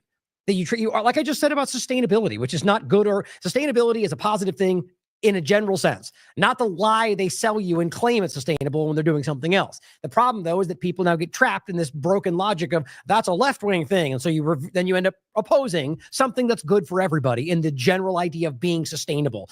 Same thing here. You know, that plenty of people will push back on this idea as being a lefty, when in reality, you're just highlighting this vulture, this company who is just taking advantage of everybody.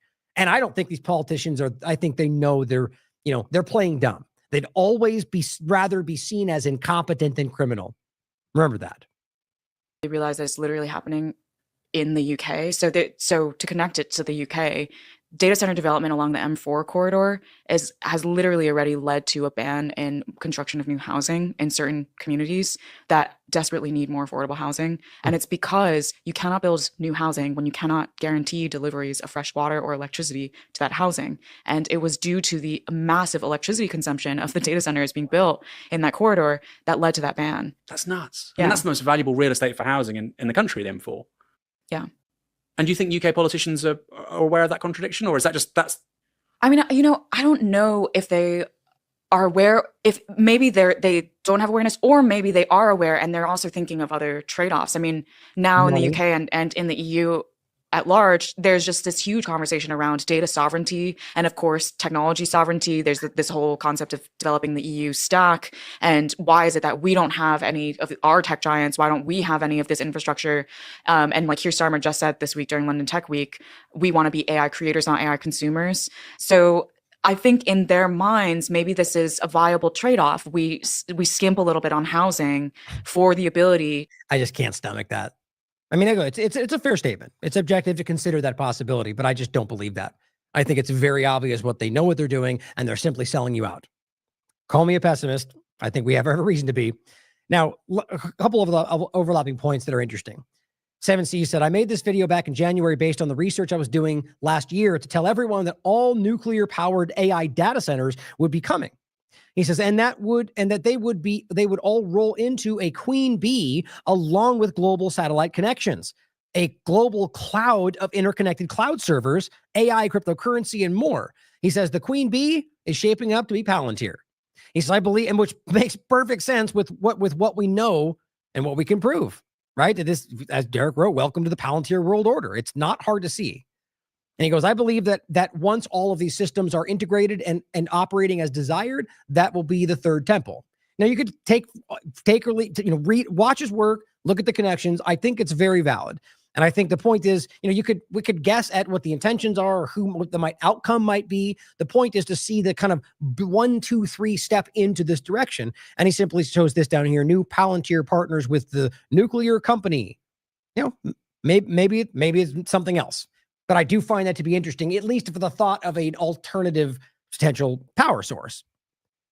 Not alternative in the sense of something new, but just other than creating more power sources for what they want to accomplish. Now, he also added this. Sure, I didn't lose that. There we go. He also added this, and this, he says, in January, I made a video outlining the coming technocracy. I dedicated a portion of that to nuclear-powered AI data centers and nuclear energy exports. Today, and this was on the 23rd of May, Trump signed an executive order, and you probably remember this, to speed up the approval process for nuclear reactors and AI data centers. Coming right back around, right? And so you've been able to see this coming and what they're building towards. And the nuclear aspect of it is additionally important, I think. But clearly the point is it's all going in this direction. Maybe this is just another bolstering of that direction to make sure. Now, I'll come back to this. We'll discuss this in the next show. I just think it's interesting about the America Party direction and what that shows us. What I just said here was, this is my general sentiment on this right now. I said, it seems clear that the usual partisan lines and media government control over the narrative has completely collapsed. I know you guys all see it. I said, so I think what we're seeing right now, i.e. Elon's new party, Tucker Carlson, the whole weird ship, Tucker's like, everyone's like, now you're pro-Iran and now you're on, it's like Elon and Musk or Elon and Tucker and like a couple others, like it seems like they're almost like they're being forced into the same team. And I think that's kind of by design, in my opinion, is a rapid, I said, to say it again. So I think what we're seeing right now is a rapid and seemingly desperate reorganizing of the system that they know they've lost control of. And this is what's funny. I said, surprised to find out that right now, if you type in question everything into the GIF search bar on Twitter, that this GIF pops up, which I just typed that in to put something in there. I was like, oh, look at that. I jokingly said, we've finally made it. I put that on TLAV website under my bio, and somebody, I guess, grabbed it and put it on Twitter, and now it's a GIF. I love it. I use it everywhere. Now, I'll also include this. We'll talk about it when we get into it more. Our buddy Craig Pasta was on RT talking about this and does think it's largely a publicity stunt, but has some good thoughts on it. I'll include it in the show notes, but we'll go over this in the next show when we talk about this topic in general. And really the interesting point that Elon Musk doesn't seem to be doing anything about this party, which, it's early. Like I said, somebody else, it's like 3 years now of promising. So it'll be a long time before you ever see them deliver, which I'm willing to bet you already. It'll be just like everything else. Promises, then shifting, based on whatever the narrative becomes for why they couldn't do X, Y, and Z, or somehow at the same time promised everything and delivered everything, even though they didn't. My point is, not a lot of action. You've seen some campaigning conversations, you've seen support of different politicians, but nothing official worth pointing out. And I'll read this post from Trump as we get to it later, and I'll leave you with this. Jack Posobiec says the same point. Oh, that's right. I was just sharing the meme here to end with. He just that point from Epstein. If Trump was in the Epstein files, why wouldn't they put? Because partisanship is a lie. Don't get caught up in picking sides. Get educated, research issues. The more people play favorites and stay loyal to their team, the more the deep state will continue to volley society back and forth through illusory partisan politics. Oh, nice. Greg Reese commented under Jack, said, it's called deception, the art of convincing one or many of recipients of untrue information. It's just funny. Clear political agents like you do it 24/7. Perfect. I'll include that one too. Well, we'll leave it there today, guys. Hope you gained something from this. I found this to be very, very interesting. Again, as you saw, a lot of it is, just conversation about possibilities with, always starting with something we can prove. I would add on the way out, that's the big difference right there. I should say rarely. There's examples in the past where I might have done this, but very rarely will I take something that is completely unverified, something that's not proven, like no part of it, and then build a narrative around what might be happening with something we can't prove.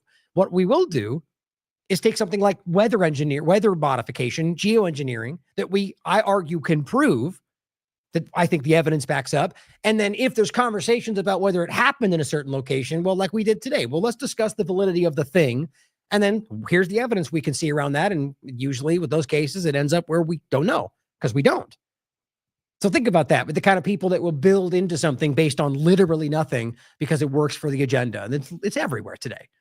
So if you appreciate platforms like ours that care about what's factual, care about what we can prove, principles, integrity, guide the conversation, then you will want to watch our future shows. You'll want to support the Independent Media Alliance, which we have a show coming, a panel coming out tomorrow with basically we wanted to kind of do a couple more after this as well, sort of the conversation of the building control grid, as Catherine calls it, and the steps that have been taken thus far.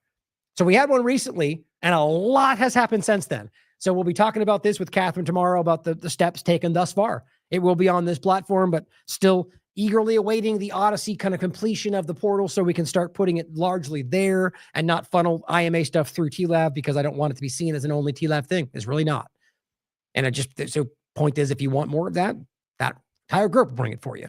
But if you believe in what we're doing, if you believe in the work, if you appreciate the work coming out for free, show us what it means to you down below, because we can't do this without you. Thank you all for being here. I love you all. As always, question everything. Come to your own conclusions. Hold on. I had a sneaking feeling that there was something I was going to play on the way out, but doesn't look like I have it. Any requests? Trying to think of something that, oh, you know what? I was going to play this one a few shows ago that I just think is actually relevant. I'll end with this one, but thank you all for being here. I love you all. As always, question everything. Come to your own conclusions. Stay vigilant. Anyway, welcome to the State Department. I think we have some interns in the back. Welcome.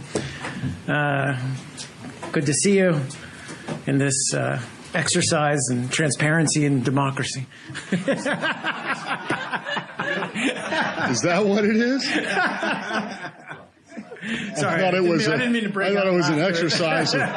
exercise in spin and obfuscation. All right. Can you tell us my last briefing before vacation? Anyway.